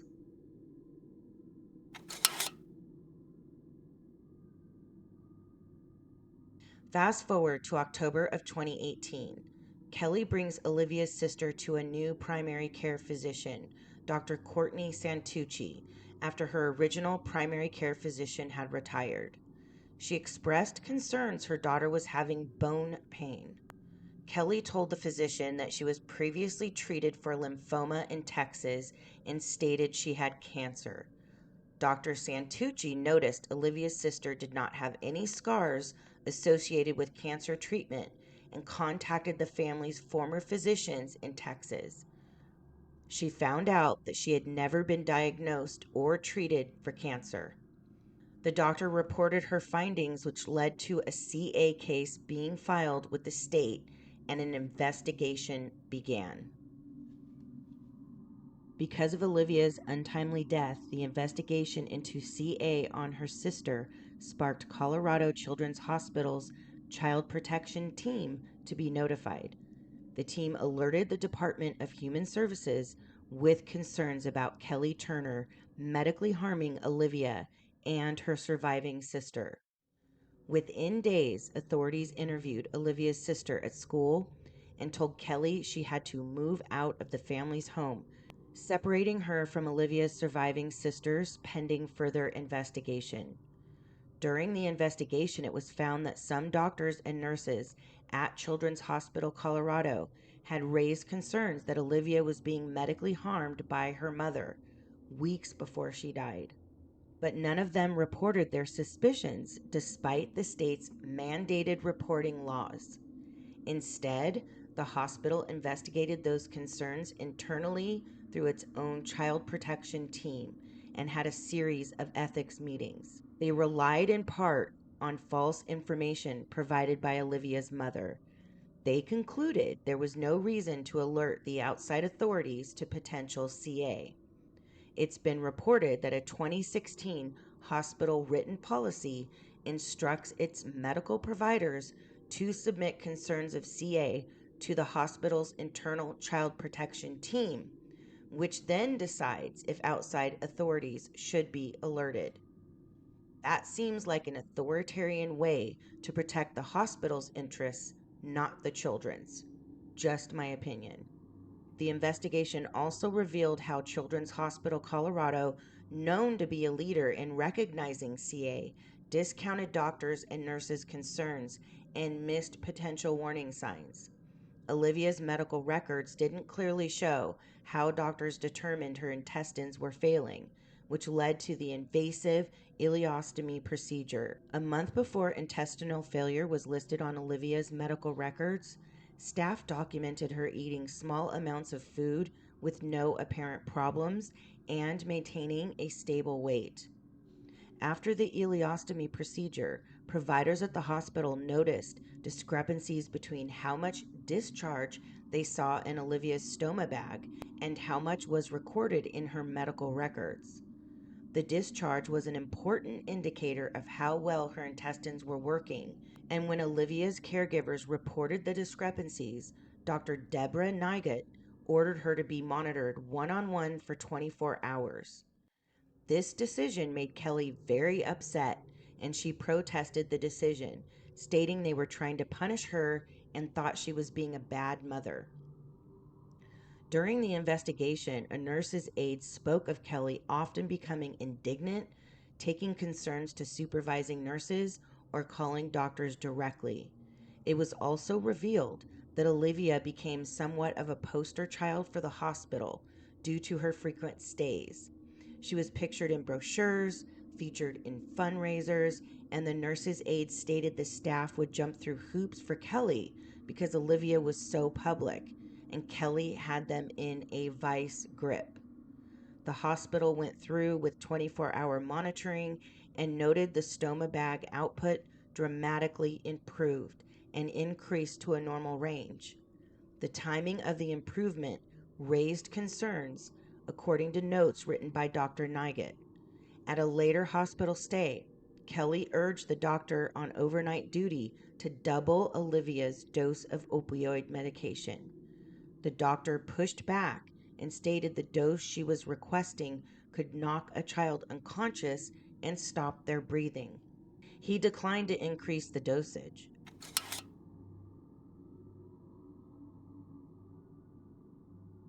I was able to gather some video footage from physicians and hospital staff interviewing with law enforcement that I'd like to play for you now. I feel like it gives insight as to what the physicians and hospital staff were dealing with and what they were thinking.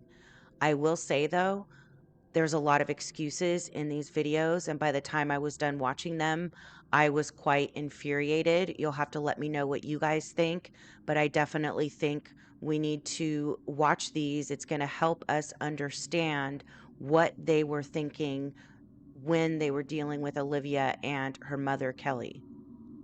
Here's an interview with the floor manager of the hospital when Olivia was there, talking about Olivia's opioid use and how they were trying to lower the dosage. It's a very interesting interview. Was that when he came in, it appeared he had a lot of sedating type medications, and we had been slowly withdrawing some of those medications. We were still giving some of them, but at decreased doses. And as we did that, and it was perking back up and was awake and talking to people and was interactive with people, and seemed to kind of go back to the patient that we knew or were familiar with, I guess. And at that point, I believe Kelly wanted to continue with the hospice care and wanted to start withdrawing other care, such as feedings and things like that. And when that happened, some of my nursing staff came to me, and they were somewhat upset with that decision. They didn't feel that that seemed appropriate based off of where it currently was. I mean, at that point, she was asking, you got to go home. She was definitely, I think, more interactive and more engaging.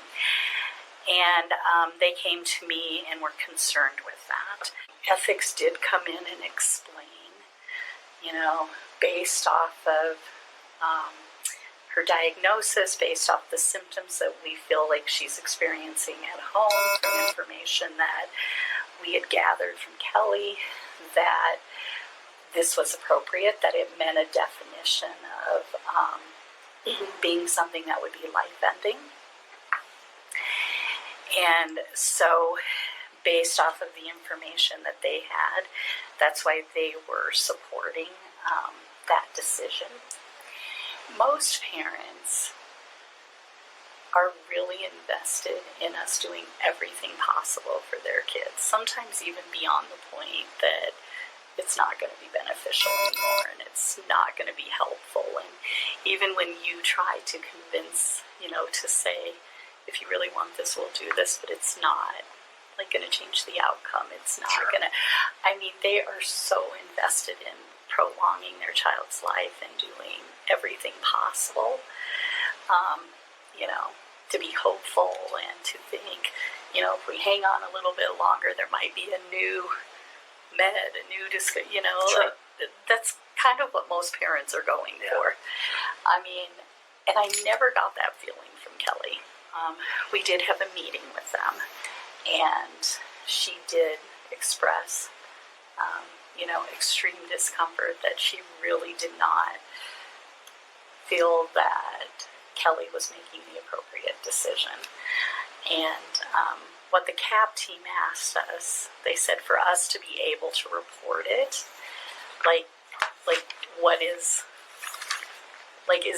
we can't report a feeling, I think was basically their response. Like, what evidence do you have of that? Has Kelly said anything to you? Has said anything? They asked a lot of questions as far as kind of we need to have some type of, I don't know if evidence is a good way to put, but it's kind of that, we have to have something to support while we are reporting, or we can't report. And I think she just, we couldn't come up with concrete examples or evidence, I guess is the thing, other than this doesn't feel right, this is not like it normally is for other kids, this, we're just not positive we believe Kelly anymore. And CAP team was kind of well, we have to have more than that. I didn't believe her because there were discrepancies that just didn't quite make sense. In medicine, tests are not perfect. We have stuff like this all the time that you're well, really? Maybe we should repeat that test because it doesn't make sense, right? Yeah. But it was just one after another, right? When you ask for the small bowel transit looks amazing. And, there's a stool coming out of every orifice. Nobody sees that. Comes into the hospital several times and nobody notes that or writes that down, right? Then of course the Deb note, and then I see that there's more and more and she's no, we're using it very sparingly, but I can see is with dark glasses playing in her computer, the same that was playing with me, right? Yeah. Monday morning quarterback, right at the time. In fact, just in the hospital, just had surgery, right? Yeah. So there's always a feasible or possible explanation. Pain, we have no test for pain, right? So the mother, she's in terrible pain, and then I even said, looks pretty good. Oh, a good day. 30 doctors might have taken care of this kid or more. Yes. And somehow, right? Yeah. She navigated these waters. Well, I have to say, I think that this is the perfect diagnosis to lie. Why do you say that? Because our tests for motility are far from perfect, right? And motility testing is already compromised by a child that has a lot of surgery and narcotics, right? So now you don't even know if it's cause or effect, right? Yeah. It's very hard to make a diagnosis, the plumbing part of it.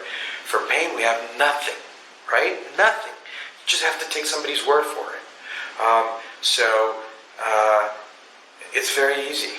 It's very easy to lie. And if you read Rob's first notes for a long time, he's constipated. Yeah. Like a million other kids. It's chronic constipation, mostly from probably withholding. Yeah. That's all. And then it escalates and it escalates and it escalates. This medical system that is so divided with so many specialists now that you will have 30 people involved, right? And we're not having medical meetings all in one room. I don't know half the doctors that have taken care of it, right? It's just the size. Yeah. So, of course we're not in communication. The he says, she says, it's so easy.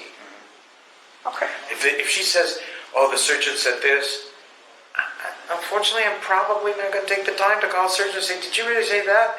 Because we just can't, or we don't. I mean, unless we suspect. I think we didn't detect it in time. Heroic doses of narcotics. Heroic doses. Though you sneak up on that, right? So although that none of us would survive, I don't think the doses that she was receiving for, even if we split them, between the three of us.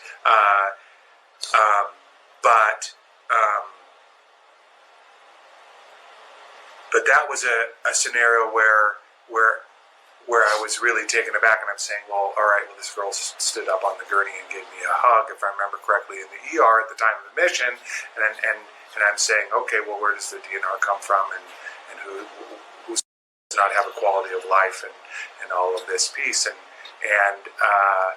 I had frank conversations with Mom that went kind of shockingly well. I think palliative care was there with this when I had to tell her that I'm not comfortable with this. I cannot sign this DNR, and I told her I can't trust you to tell me that has no quality of life. All right, and I think I probably said it doesn't matter who you are. I'm not going to trust you to be the only voice for and tell me that he doesn't deserve everything that we would offer for another child here. And we also talked about, well, what do you do in this scenario? Okay, and there were some meetings, and I called an ethics consult, and had meetings with palliative care, and then eventually with a colleague who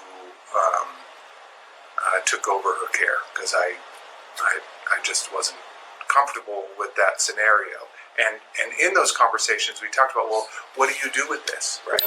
Where you don't know. And I was clear about, all right, I don't know. Intestinal failure has dysmotility or not. And there is no test I could do to do that other than to challenge this. And we had conversations that I don't even remember who was involved in which ones, but about, well, okay, you hospitalize her. Well, if you hospitalize and a parent, Kelly or otherwise, is in that room at all, okay, well, that's not going to be a very good test, right? So what, do you remove mom and do you put another placement? And wow, that's an enormous step. I think the last admission, there was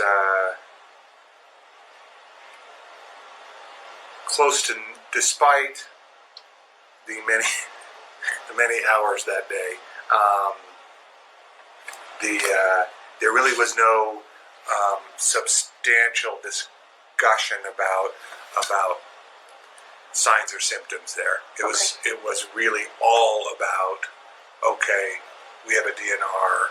This is a horrible situation in my mind, and I don't think we should have a DNR. And I can't find anyone who could tell me why we should have a DNR.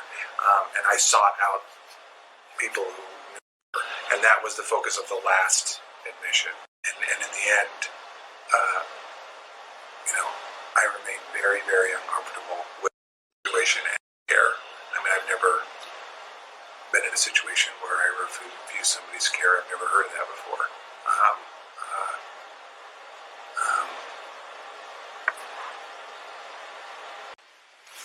Say mom has the kid's best interest in heart, and we've done what we can medically speaking, and we will respect the wishes to transfer to hospice and withdraw care, or we call DHS and pursue Munchausen's diagnosis. And that, as I'm sure you guys know, is a significant uphill battle without wonderful documentation, and no one felt like that was, they're never cut and dried, but no one felt it fit the right picture for that. People that knew her, Mom was a little quirky. She might have had a bipolar or personality type disorder, but that doesn't mean that she doesn't have best interest in heart. So we couldn't base our decision on a perceived mental health diagnosis she may or may not have. I guess in hindsight, we maybe made the wrong choice. But at the time, and everybody I talked to, including our ethics team, including our GI service, we all felt that we didn't really have this. This was the right decision. It was our decision to allow her to pursue this, and that she had interests at heart were in alignment with proper medical care. And I think we all kind of begrudgingly agreed that we had to respect that, and we let it happen. I even went and saw hospice, and Kelly was appropriate. She was distraught, but at peace with her decision. I don't know that we would have done anything different put in that situation. Obviously, hindsight 2020. But again, as much as I can be off the record, I feel absolutely terrible about this. And it's the what if, what could we have done differently? How could we have seen this coming? What could we have done? Could we have prevented this? Could we have gotten obviously someone involved earlier, maybe? And well, I guess basically we call Child Protective Services, and they take it from there. And for what it's worth, I have a social worker on my team. We definitely have times when we call them. It is not to fault the system. It's very hit or miss. I've had families in Stapleton have their kids taken away because they're playing in the park across the street. I've had kids of meth addicts who the report was filed 3 times and nothing happened. So it's not a perfect system by any means. No system is, but it's a really tough thing to do, because what I'm basically saying, if I'm going to say we're going to go down Munchausen's route, I'm saying you're not parenting your child correctly. Not only that, but you're putting them in harm's way. We're taking your child away, and investigating them. Because if we do open a CPS case, the first thing they're going to do is that investigation, and we've got to have documentation in place. And if I just started now, it's day one of where you want to do this, I better have great records going back a long time. I better have a lot of places where I said this doesn't feel right. There's a split between medical and what Mom's saying, and I don't know that any of us had that enough to really push for it. And again, it's one of those diagnoses that you better be sure. You better be sure you're doing that. You can't just be like, well, maybe. If we're going to pull that trigger, sorry to use an inappropriate term, you know what I mean, though, right? You pull the trigger's pulled. Yeah. You do that, and we're saying you're an unfit mother. You're doing something wrong, right? Again, hindsight 2020. Clearly, maybe we should have said something or looked into it further. Knowing what I know now, obviously, different story. Knowing what I knew then, we would have done the same thing 100% of the time. It's so tough to think that a parent doesn't have their child's best interest in mind. It's so difficult to assume that they're lying to me, that they're fabricating. And again, this is probably the presumptuous optimism of a physician. I assume, I'm on the people are good side of things. That being said, I see the underbelly all the time. Yeah. You know where I'm coming from. It's there, and I know I see it. But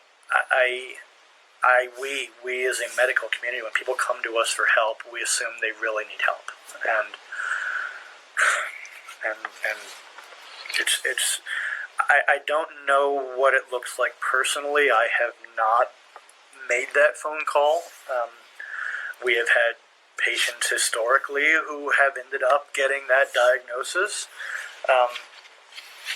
The occasional patient that I worry about, I dot my T's and I cross my I's and I make sure my documentation is pristine, so that if it does come up, and this was one of those where I hope that I documented everything perfectly, that because I know it's gone over with a fine-tooth comb. Again, doing it all over again, I don't know that I would have done anything differently. Is this going to change my practice in the future? Am I going to start going on social media? I don't know that I want to do that. So I don't know that we're encouraging that. And just to be crystal clear, we're not approaching this investigation at all from the perspective that there was any nefarious intent on the part of anybody at Children's. I know, I understand that. I just feel awful about it. I mean, it's, I'm facing. Sorry. Yeah, no.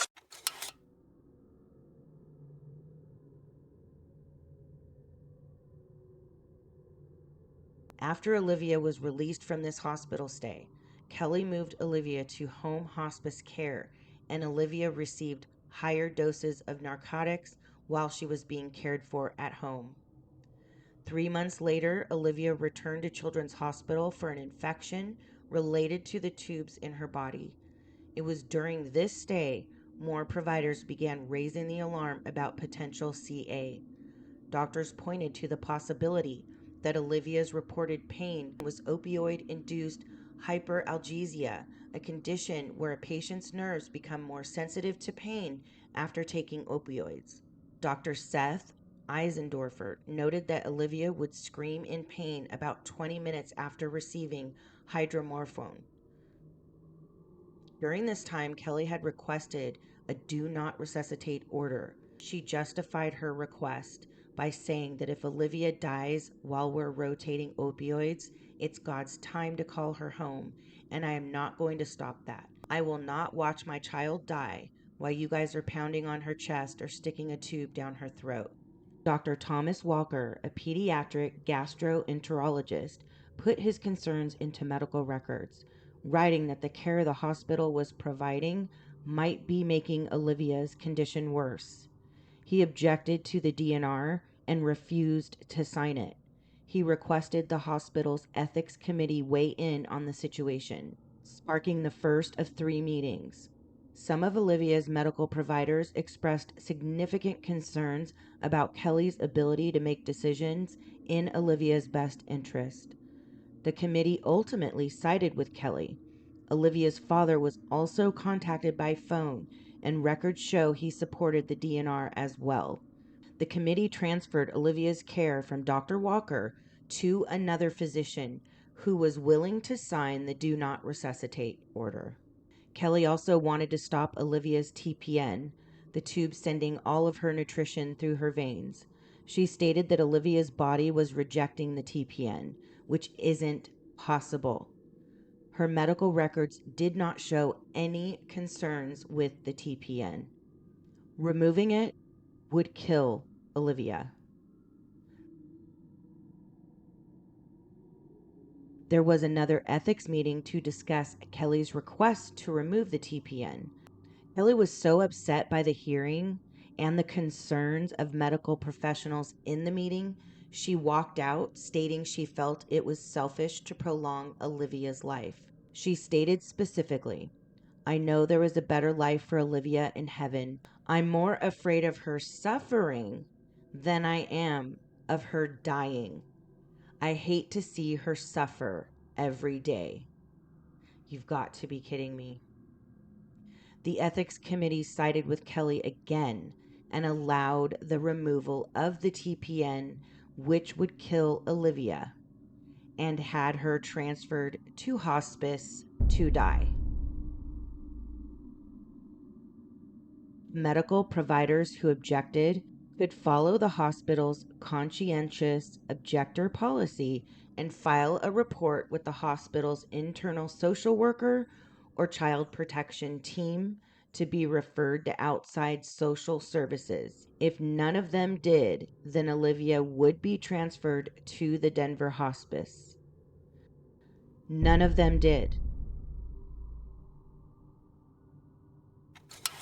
When Dr. Jillian Cotter signed the papers discharging Olivia to hospice, she noted that she personally disagreed with Kelly's decision, but thought that the hospital did its due diligence to ensure Kelly had the capacity to decide and wasn't breaking any laws.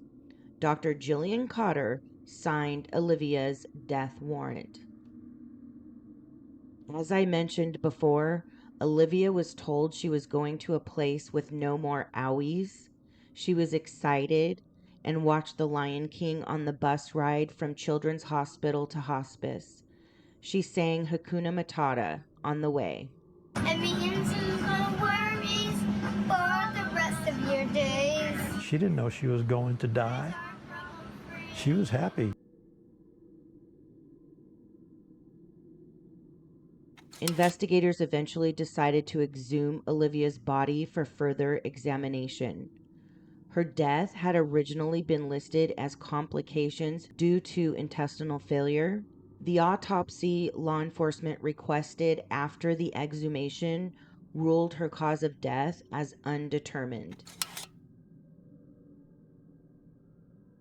After about a year-long investigation, Friday, October 18th, 2019, Kelly was arrested and charged with 13 criminal offenses. 2 counts of murder in the first degree, 1 count of CA, 3 counts of theft, 3 counts of charitable fraud, 2 counts of attempt to influence a public servant, and 2 counts of second-degree forgery. A few weeks before her trial was set to begin, she accepted a plea deal to an amended charge of CA, negligently causing death.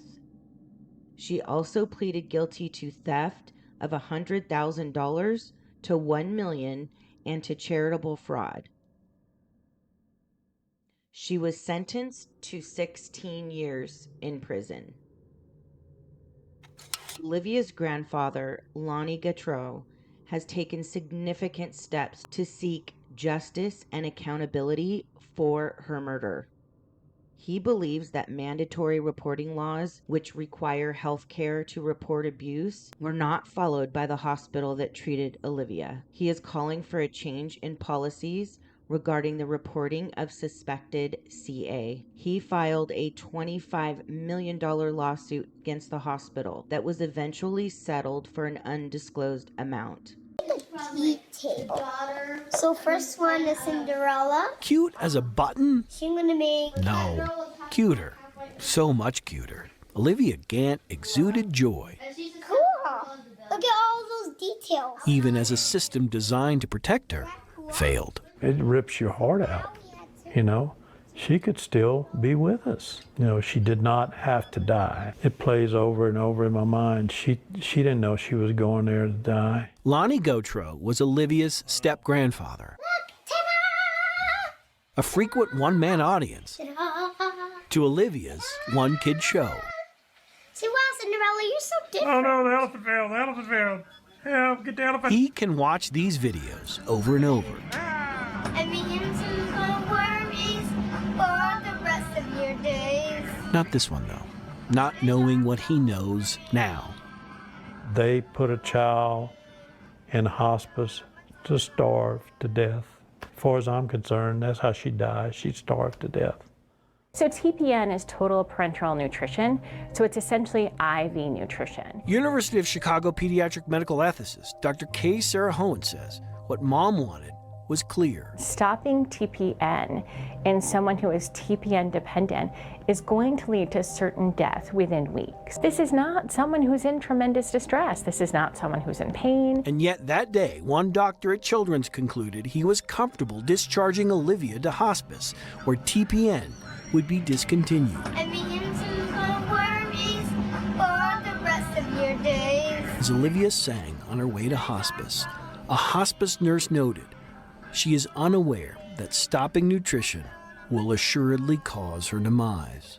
And I think when that many people are uncomfortable, that needs to be something where someone says, okay, we're going to stop, we're going to pause, let's go to another hospital, get another opinion. But Dr. Hohen says that pause could have exposed Children's to criticism for all of the surgeries and for all of the times its staff had treated Olivia. I mean, I think there's a potential for conflict of interest when you have someone who's literally been a poster child for that hospital for a long period of time and now saying, gosh, we're not sure, we're missing something. 2 days before Olivia died, Lonnie Gautreau, unaware of the internal hospital debate, sat with his dying granddaughter. And I grabbed her little hand, and she opened her eyes, and being on all his heavy narcotics, she recognized me and said, Papa, I'm hungry.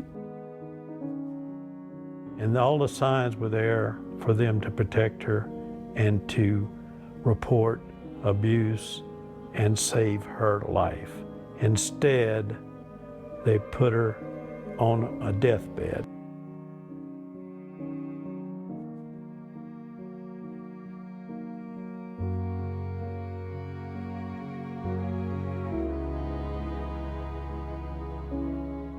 Researching Olivia's case had me crawling out of my skin. Reporting the details of it is one thing, but reading through the unnecessary medical procedures she was forced to endure while her mother looked on brought on this fury inside of me. Reading how Olivia would scream and thrash around, knowing a surgery was imminent. Then she fights to have Olivia transferred to hospice and watches her starve for 19 days. How? How twisted do you have to be as a mother to watch your child suffer for years because of a facade you have created? Collecting money off of your child's suffering. My God, I am so heartbroken and infuriated. There have been headlines saying Kelly suffered with Munchausen by proxy, of which, by the way, she herself denies.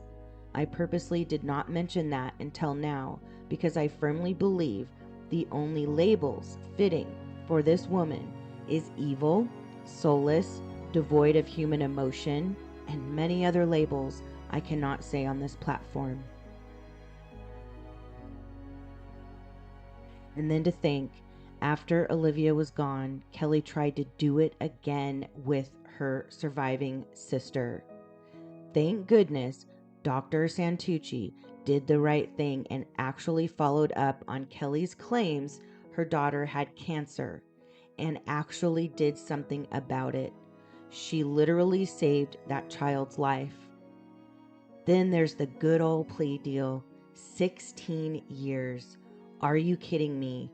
We all know she won't serve her entire sentence. In my opinion, this woman should have to endure 7 years of torture, then sent to her death, just like she did to Olivia. Everything about Olivia's case seems so unjust. The only thing that maybe gives me a little tiny bit of peace is that Olivia is no longer in pain.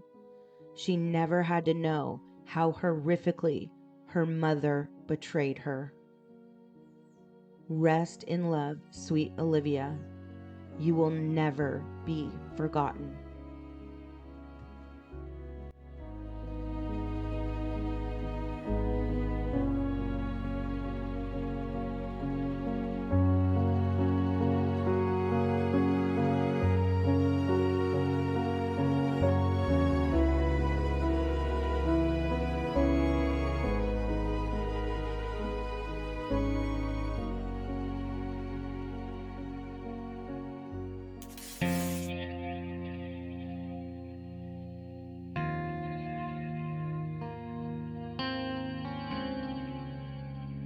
"21-year-old Macy Sylvie is behind bars, held without bail at the Shasta County Jail. She faces several charges, including first-degree murder and kidnapping.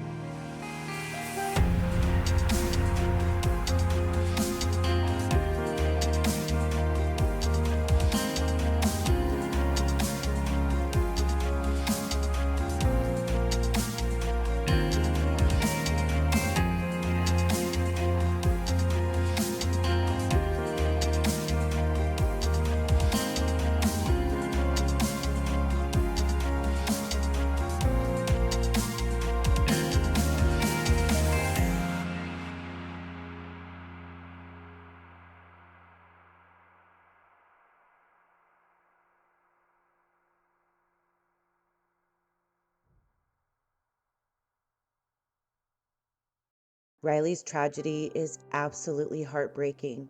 She was born to parents who were just kids themselves. They ended up getting mixed up in society's underbelly, making horrific and evil decisions. Because of that, 3 families are completely gutted.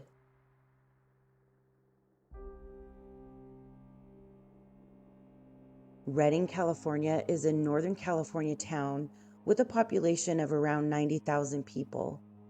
It's nestled in a scenic backdrop of stunning mountain ranges, densely forested recreation areas, and majestic lakes with the Sacramento River running right through it.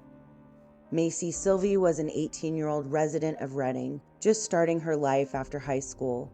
She had been dating Ryan Harrison and found herself expecting a baby girl with him in the fall of 2019.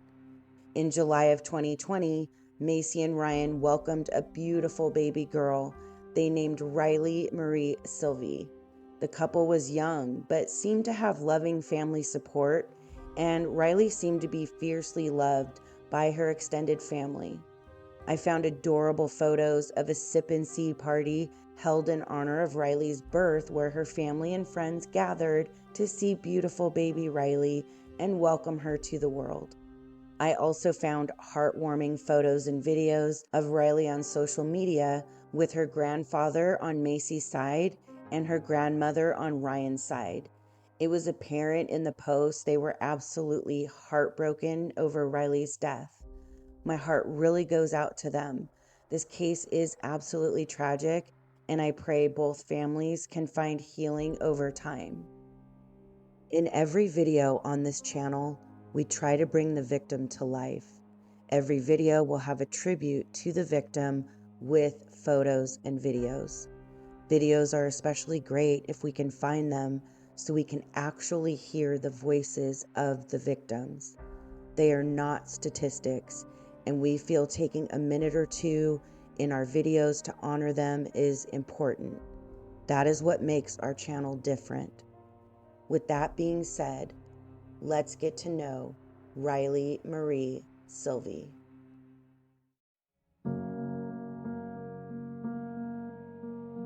I am beautiful. I be so. Say I am smart. I'm right. Say I am courageous. I'm curious. Say I am passionate. I'm passionate. Say I am nice.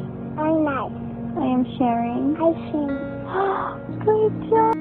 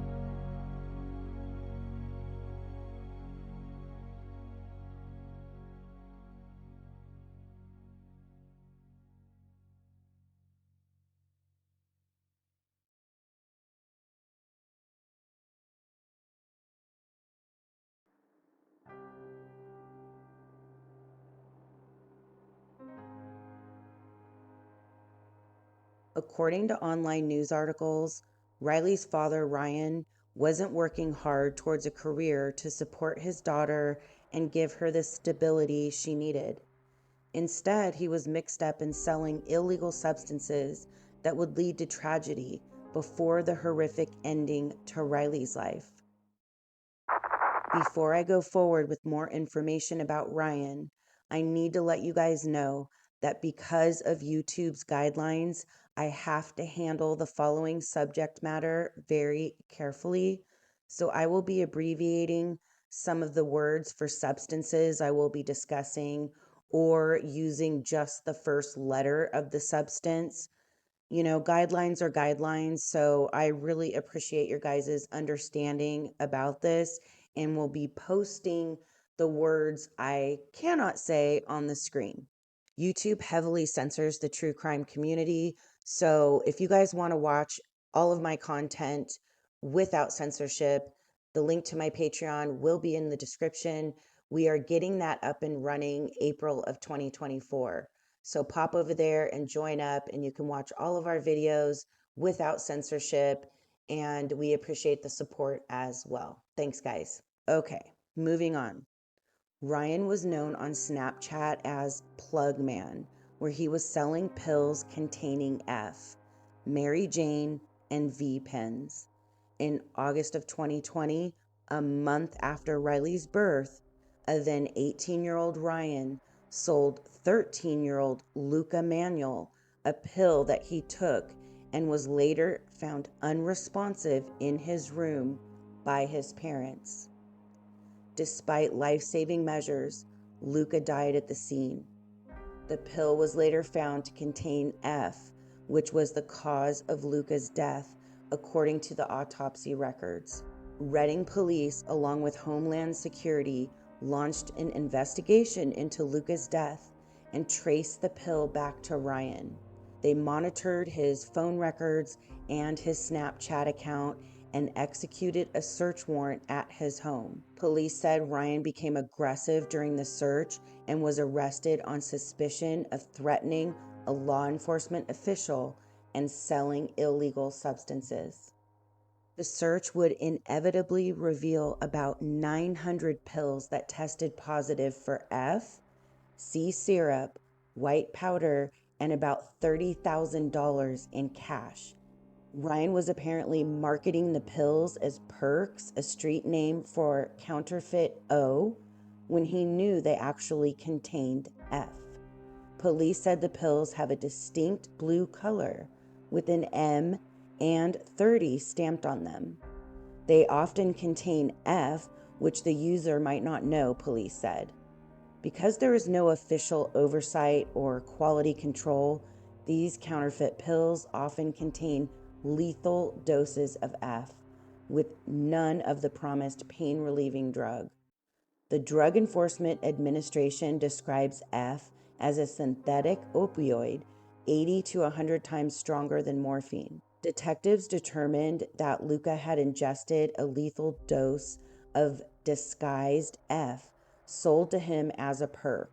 No traces of Percocet were found in his system, according to police. In a follow-up interview, police said Harrison admitted he was dealing blue M30 pills and marketing them as perks. He also acknowledged F is very dangerous and a small amount can cause death. In May, investigators told the Shasta County District Attorney's Office they believed Harrison dealt the disguised pill knowing it was F. In July of 2021, an arrest warrant was issued for Ryan on suspicion of homicide and other offenses. He ultimately pled guilty to voluntary manslaughter and was sentenced to 7 years in prison. I want to take a minute in memory of Luca and send my heartfelt condolences to his family. What happened to Luca is an epidemic in our society. He did not deserve to die. He was targeted and murdered. As parents, we need to educate our children on the dangers of illegal substances. Even one pill can end a life, and it's happening way too often. Predators are targeting kids on Snapchat especially. Luca's mother, Amanda, has become an advocate for F awareness and speaks out often on the danger it poses to our kids. I'm going to link her Facebook page in the description for you guys. If you guys want to go give her some support, definitely go check it out. Rest in love, Luca. You will not be forgotten.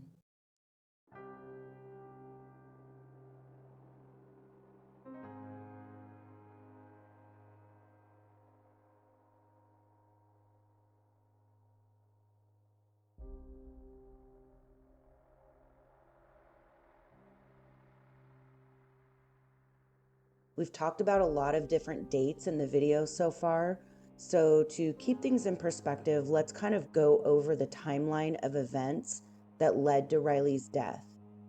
So in July of 2020, Riley is born.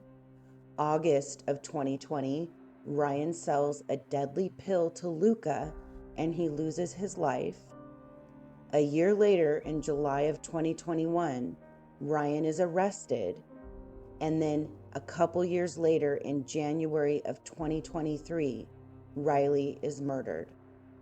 I can imagine Ryan's arrest had a huge effect on Macy, even though it seems she had loving support with Riley. From the details I was able to find on the investigation into Riley's death, Macy may have had an addiction issue.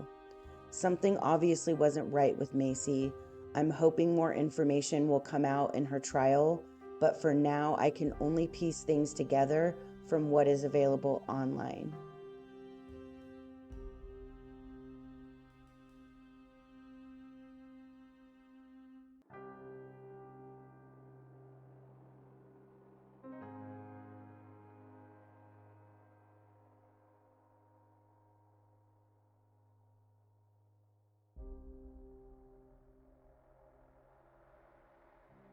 On Thursday, January 25th of 2023, police receive a call for an unresponsive child in a vehicle at the intersection of Deschutes Road and Highway 44.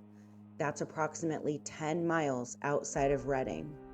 When arriving on scene, they are met with Macy Sylvie and Riley. Riley is unconscious and is rushed to the hospital, where she later dies. An autopsy showed Riley had 7 to 15 prescription drugs in her system. Police determined Riley's death was suspicious and launched an investigation. Macy was interviewed by police several times following Riley's death, and she was telling officers different versions of events. When police interviewed Macy's family, they found that there were multiple prescription bottles in the house and that Riley may have opened them. Originally, Macy told investigators Riley opened the medication bottles herself. Then detectives asked Macy to take a lie detector test. But Macy didn't show up for the test, and detectives could not find her to find out why. An unaliving note was written by Macy and later found along with her phone. Upon further investigation, detectives found that Macy was very much alive. She obtained a phone and identification in someone else's name and left Reading. It became clear that she was trying to fake her death and hide from investigators. Not a good look when you are being investigated in the suspicious death of your child. Macy was eventually located and interviewed further by detectives. She changed her story again and stated she stole some prescription medication from her mother and left the bottles open. She said the day Riley died, she was sick and crying, so Macy gave her a piece of a Xanax pill. She said she also saw Riley carrying a handful of pills and running around the house with them. Macy said she took the pills away from Riley and threw them away, along with the other pills she stole from her mother. According to Macy, at some point that day, Riley took a nap, and when she awoke, Macy told the housekeeper she was taking Riley to the hospital. Instead, she drove Riley to Millville and parked the car, hoping the Xanax would wear off. Macy wanted to leave the house with Riley before her parents got home from work. It's unclear if Macy told her mother what was going on with Riley, but at some point, Macy's mother called her and tried to talk her into taking Riley to the hospital. But instead, Macy drove in the opposite direction. Through location data on Macy's phone, investigators determined she drove to Oak Run Road, stopped the car on the side of the road, and sat there for an hour and 20 minutes while Riley was dying. She then made her way to the intersection of Deschutes Road and Highway 44 and called 911. By then, it was too late. Riley was already dead. Emergency personnel stated that even though they gave little Riley life-saving measures at the scene, they were sure it was too late. A doctor pronounced Riley dead soon after she arrived at the hospital.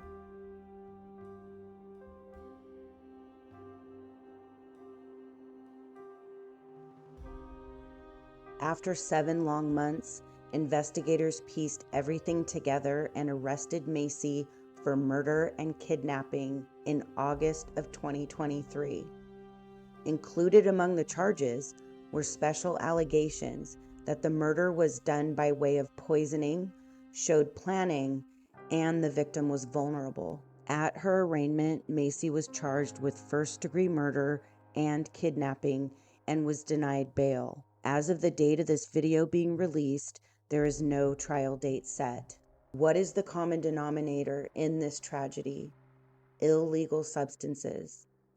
America, we have a serious problem that is getting worse by the day. Our children are dying because of it, and it's being shipped in faster than it can be controlled. Ryan took an innocent life because of this. Macy obviously had an addiction problem if she's stealing pills from her mother, and it seems like she went over the edge with Ryan being in prison. Macy told officers that all of this happened because she was depressed Ryan was in jail and didn't call Riley for Christmas. I don't know what kind of insane excuse that is. Unbelievable. Because of Ryan and Macy's disgusting, selfish, and evil behavior, 2 innocent children are dead and families are destroyed. Why is it always the innocent babies who lose their lives, yet the perpetrators always live? I don't know if we'll ever know the answer to that question. Riley Marie Silvey, you will never be forgotten. Anybody who has any information, whoever has children out there knows how much their child means to them. Allow them to bring her home safely to us. Shania, if you're listening to Daddy, I miss you so much, honey, and I'm waiting for you.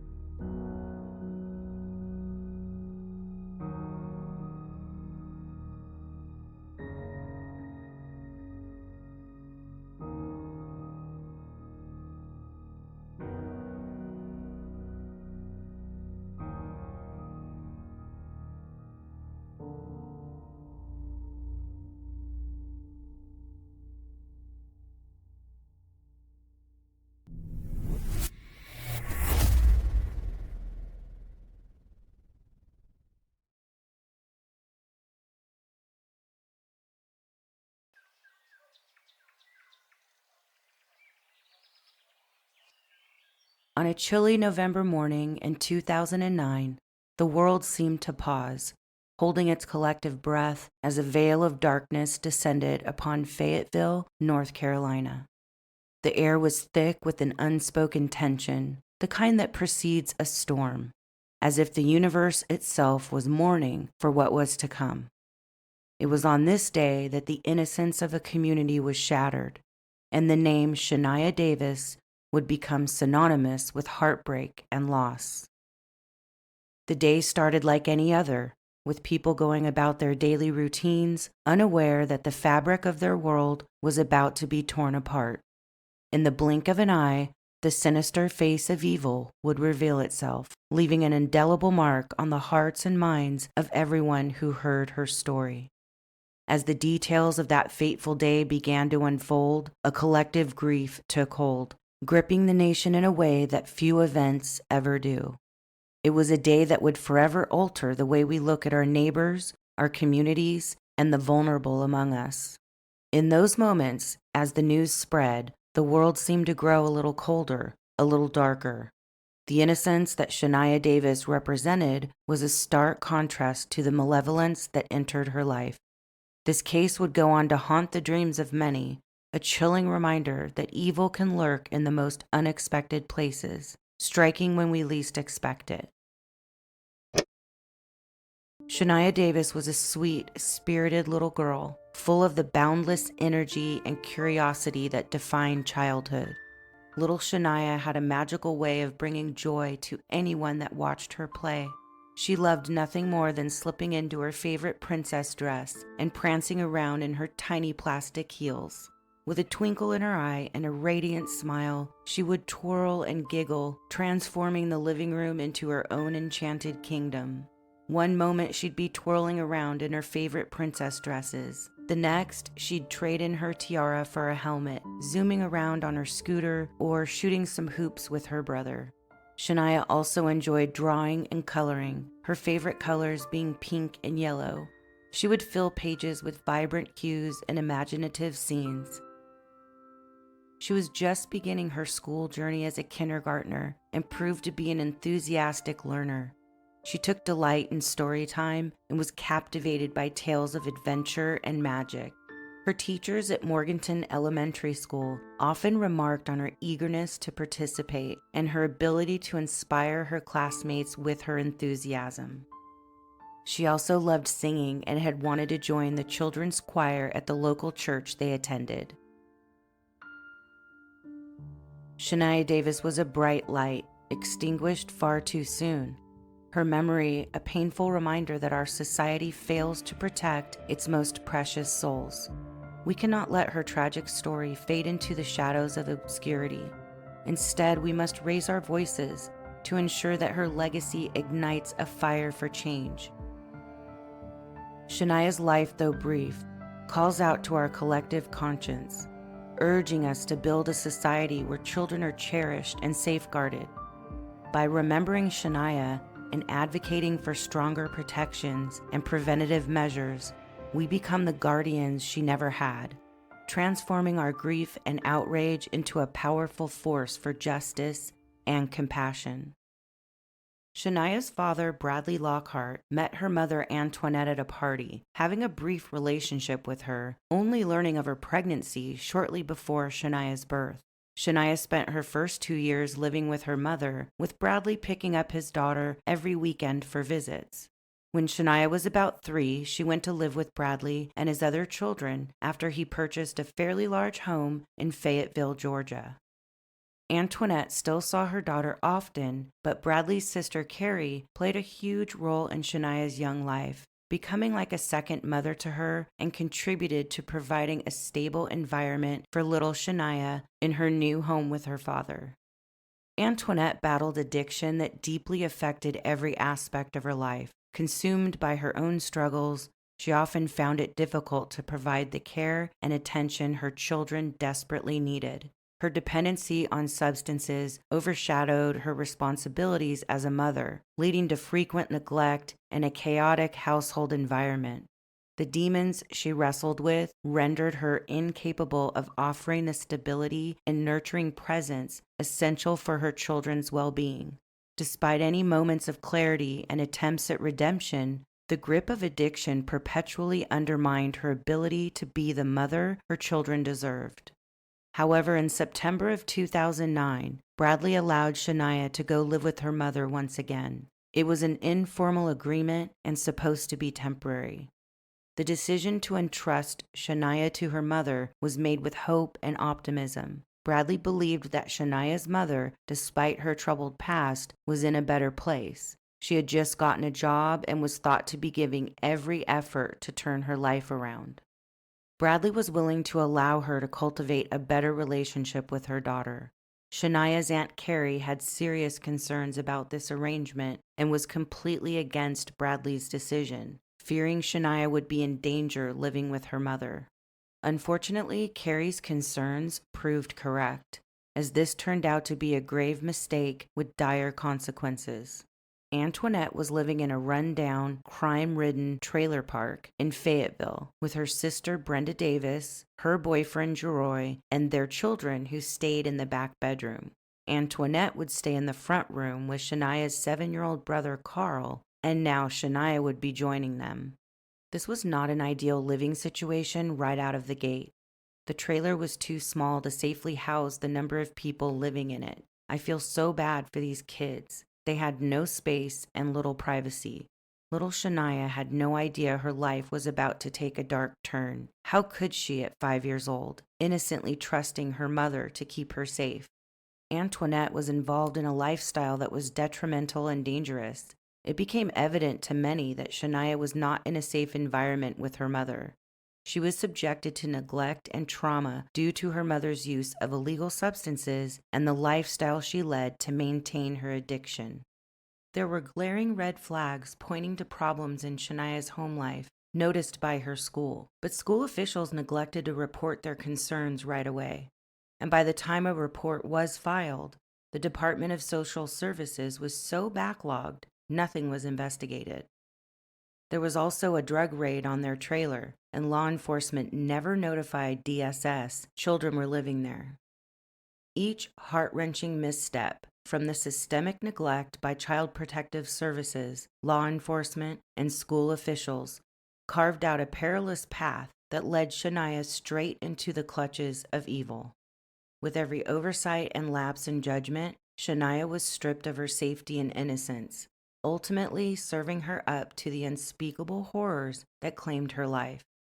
Although school officials failed to timely report their concerns for Shania, they were noticing red flags, which begs the question, where was Shania's father, Bradley? Did he not notice things were bad at Antoinette's and getting worse?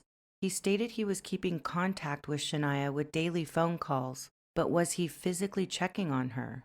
Why was he okay with her living in a run-down, overcrowded trailer?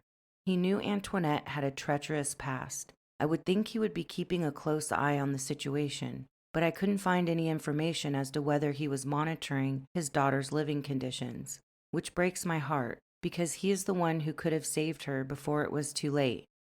He knows this and admits it, and now has to live with the regret of his decision. All of these failures by the adults in Shania's life led to one moment. Shania's world would be eviscerated. She would feel the cold sting of betrayal from the person she should have trusted most. That betrayal would shatter the way many of us see the world, serving as a heartbreaking reminder that trust and innocence can be devastatingly violated by those closest to us.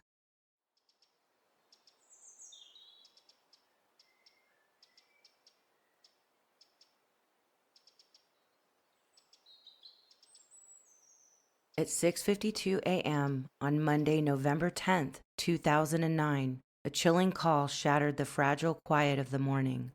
A 911 call came in from Antoinette, her voice laced with a desperate urgency, reporting her daughter was missing. Okay, ma'am, how can I help you? I woke up this morning and my daughter was not in the house. I don't know if she walked out or I don't know what's going on, but she's not here. How old is your daughter? She's 5. 5? And your door was not unlocked. That's what you're telling me? No, it was not unlocked. But I'm telling you, she knows how to unlock it. I'm hoping that she didn't unlock it and walk out.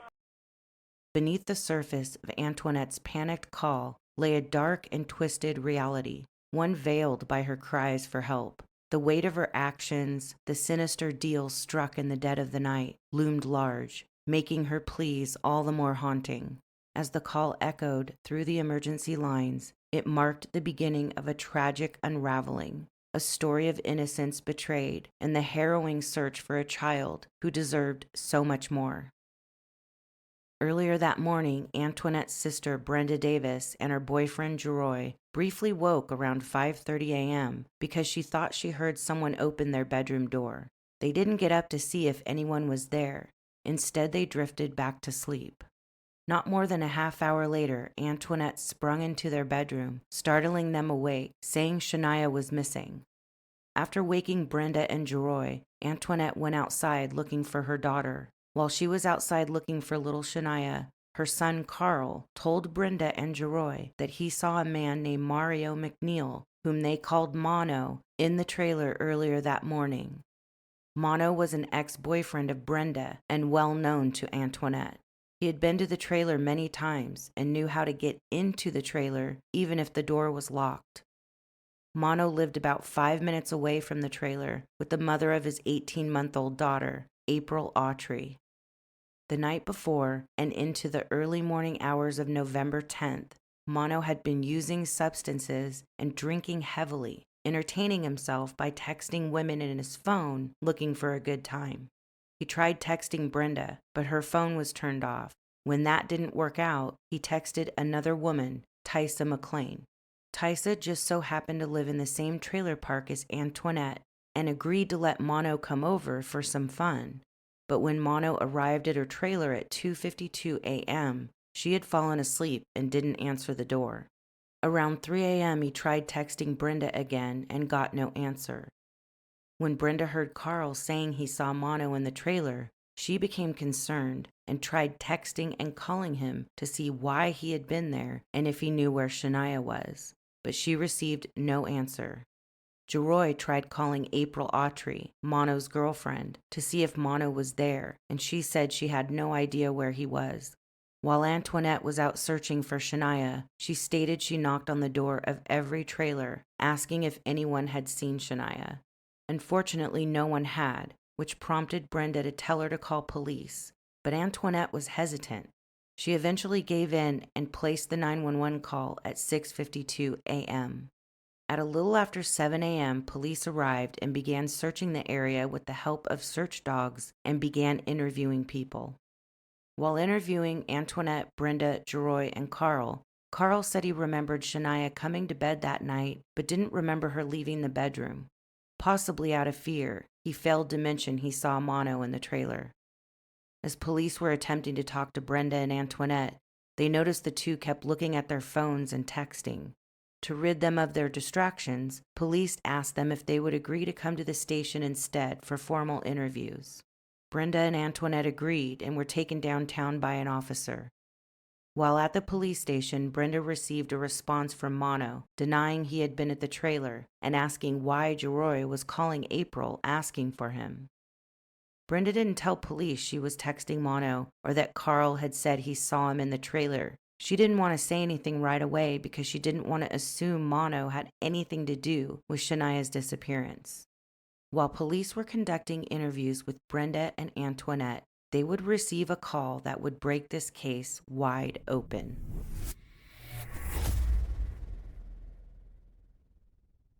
The caller was a clerk at the Comfort Inn and Suites Hotel, about an hour away in Sanford, North Carolina. The clerk saw the Amber Alert police had issued for Shania and wanted to pass on some information about a guest that checked in with a child that looked very similar to the description provided in the Amber Alert. After interviewing hotel staff and reviewing surveillance footage from the hotel, police were able to confirm Mono had been there with Shania. Security footage shows Mono arriving at the front desk alone shortly after 6 a.m. He checked in using his real name, Mario McNeil, and told the desk clerk he was traveling with his daughter to take her to her mother, who lived in Virginia. After checking in, Mono went back to the parking lot and would return several minutes later carrying Shania. She was wrapped up in a blue blanket and had no shoes. He took the elevator and got off on the second floor, headed to his room, where he was seen by another guest in the hallway.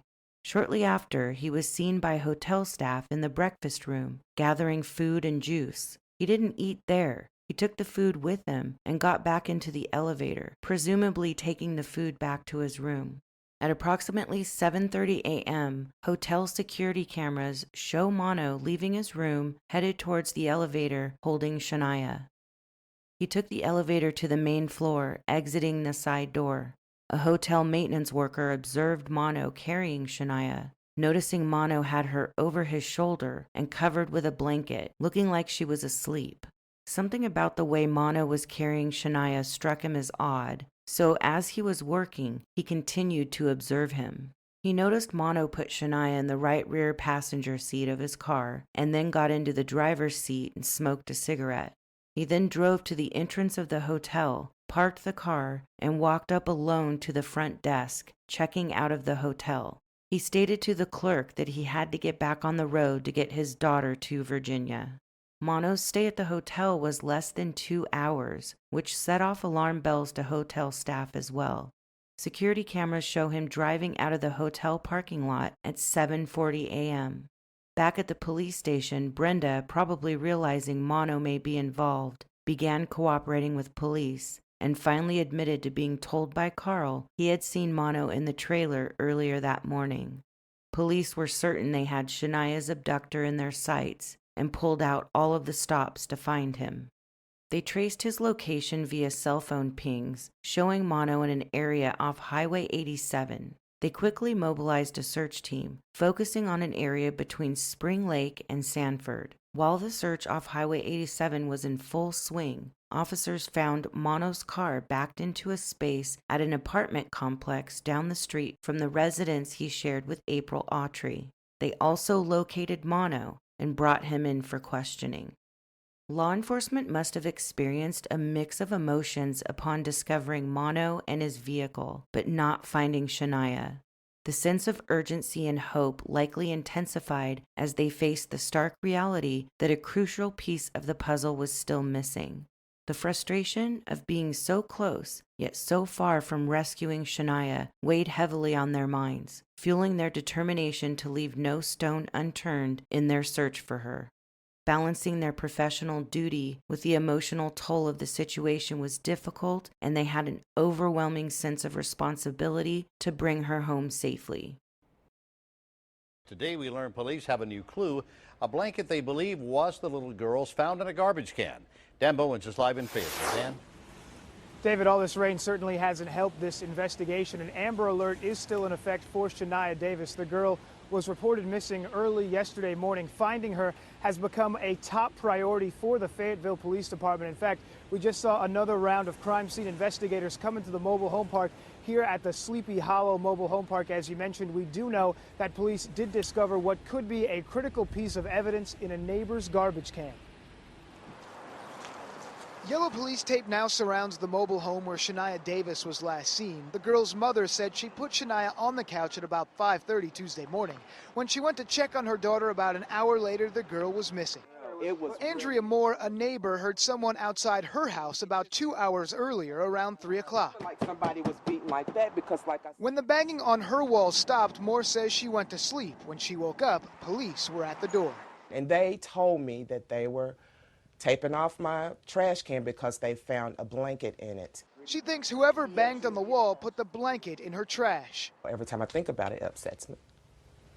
I'm sorry. Because police told her the blanket belongs to the missing girl. Well, from what I was told, that there was feces spread all over that porch and rail over at the little girl's house, and this blanket was covered in feces. It is unclear how the feces got on the blanket. Davis's family has not returned to the home because it was deemed a health hazard due to extensive sewage leaks. Moore also says police told her they're looking at surveillance video of anyone who left the mobile home park around 3 that morning. It's just shocking that she's even gone. Police don't believe Shania just wandered off. They say the circumstances of her disappearance are questionable. Neighbors here feel the same way. A lot of people has been really wondering, where is she? Like, who took her? How could she just up and disappear like that? Well, I hope that she's found alive. That's what I hope for. I don't know what to think about this. It's just so strange to me, just from what I've heard and how the situation happened. It just doesn't add up to me.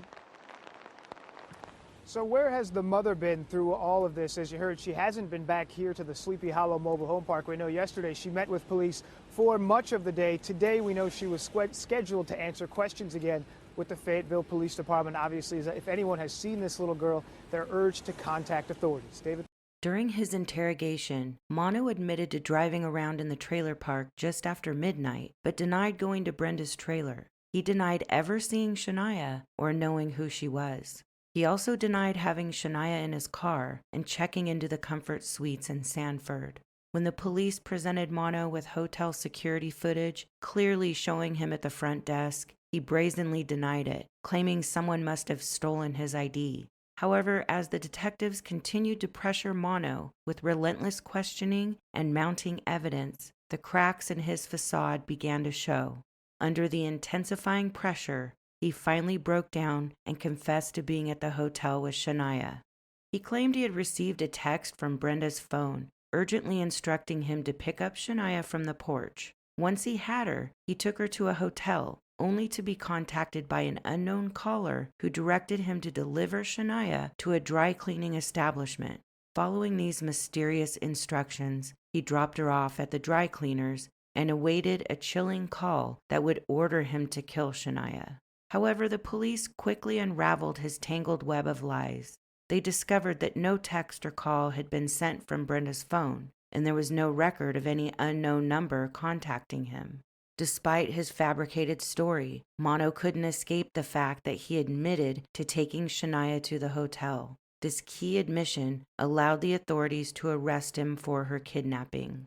Police were also becoming suspicious of Antoinette. Not only was she not cooperating, what little information she did provide was not lining up. She initially accused her boyfriend, Clarence, of kidnapping Shania, which actually led to him being arrested, but he was quickly released when the security footage from the hotel proved Mono was Shania's abductor. After countless hours in the interrogation room, Antoinette Davis could no longer withstand the relentless pressure. Her resolve crumbled as she confessed to a crime so heinous, even the most hardened detectives were shaken to their core. The room fell silent as the weight of her words hung heavy in the air. Antoinette slowly lifted the veil on a dark secret that would soon haunt the entire world and absolutely sicken anyone who would hear the horror that befell little Shania.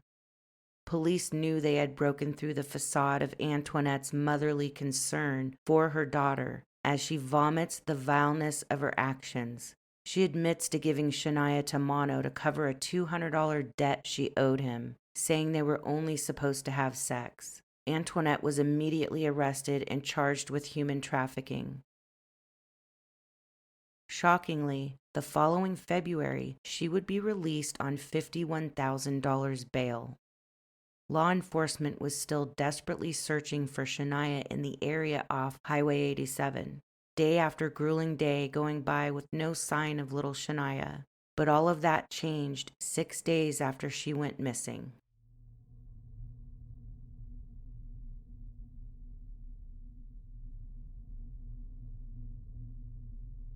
The dense forest held its breath as the search team trudged through the underbrush, their hearts heavy with the weight of unspoken fears. The sun was beginning to set, casting long shadows that seemed to mourn the innocence lost. Suddenly, the words, "I found something," pierced the stillness, echoing with a pain that was both raw and profound.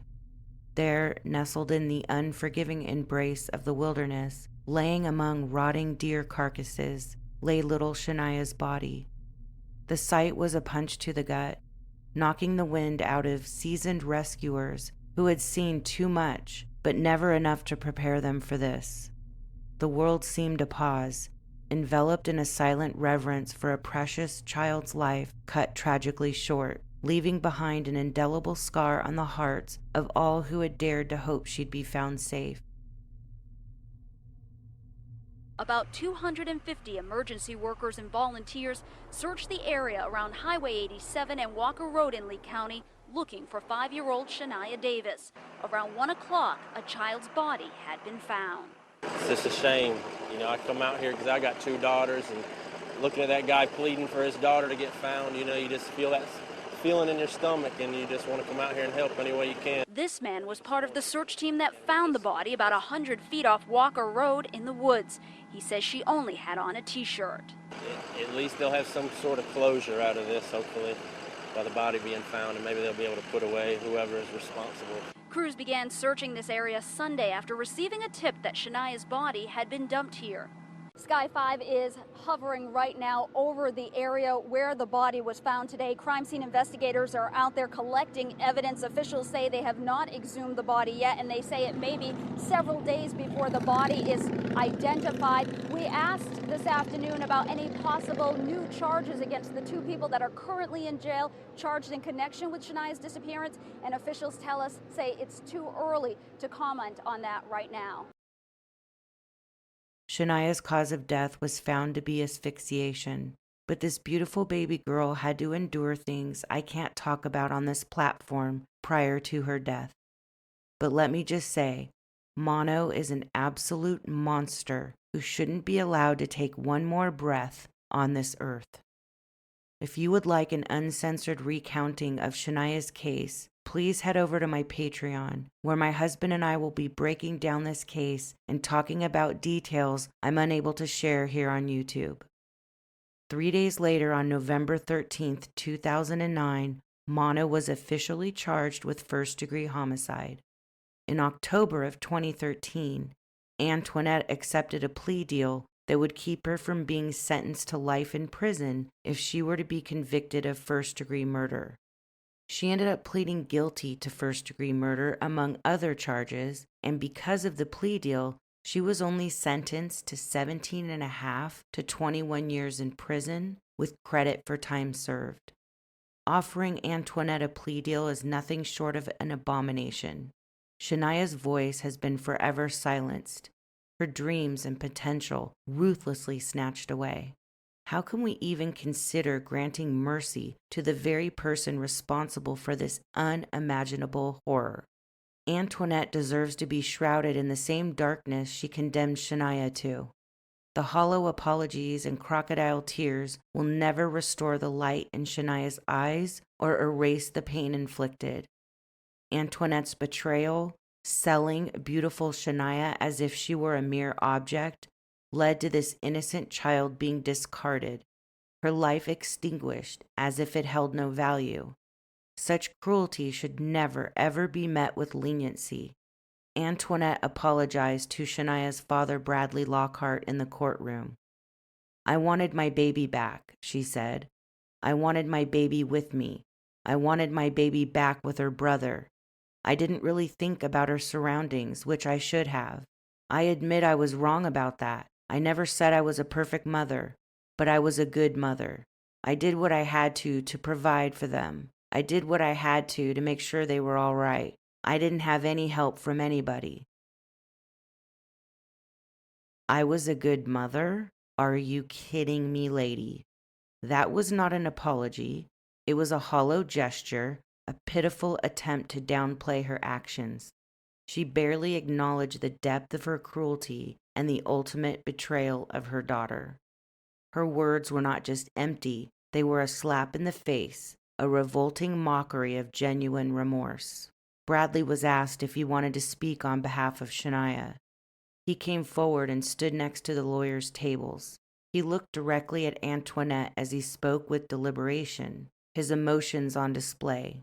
She glanced at him once with reddened eyes. "This plea doesn't take away deep pain," Bradley told her. "I forgave you a long time ago, and I'm sure Shania did too. Your attorney said you weren't always the best at making decisions, and I knew that about you.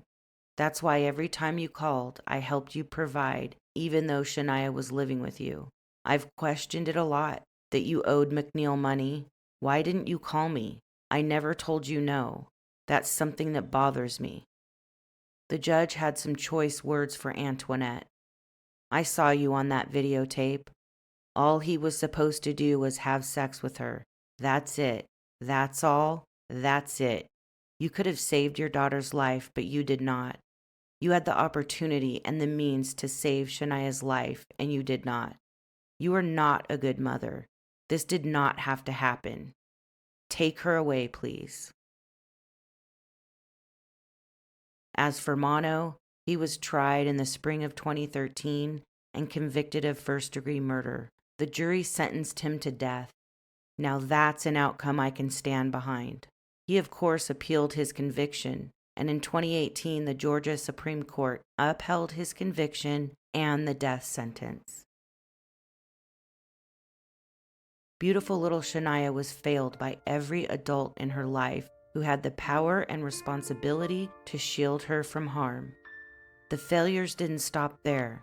The institutions designed to safeguard our children, her school, Child Protective Services, all fell devastatingly short. The signs of neglect and harm were not just missed, they were ignored. These systemic failings reflect a deeper flaw in our society, where the cracks are wide enough for innocent lives to slip through. These are not just bureaucratic errors, they are moral failings that demand accountability. Those responsible for these lapses must face the consequences, for it is only through accountability that we can hope to prevent such tragedies in the future. We must be the voice for victims like Shania. We must echo their silent cries for justice and demand change in our country's archaic laws that offer scant protection against the monsters that lurk in our communities. Laws that once served us must evolve to confront the grim realities of today. Let Shania's story be a catalyst for change. Let it ignite a fire within us to fight for stronger, more effective protections for our children. We owe it to Shania and to every child who looks to adults for safety and love. Let's stand together and ensure that no child has to endure the horrors that Shania did. Demand change, be the voice, protect our children. Thank you for watching, and remember, we all have a role to play in creating a safer world for our children. Let's be vigilant, compassionate, and relentless in our pursuit of justice and reform.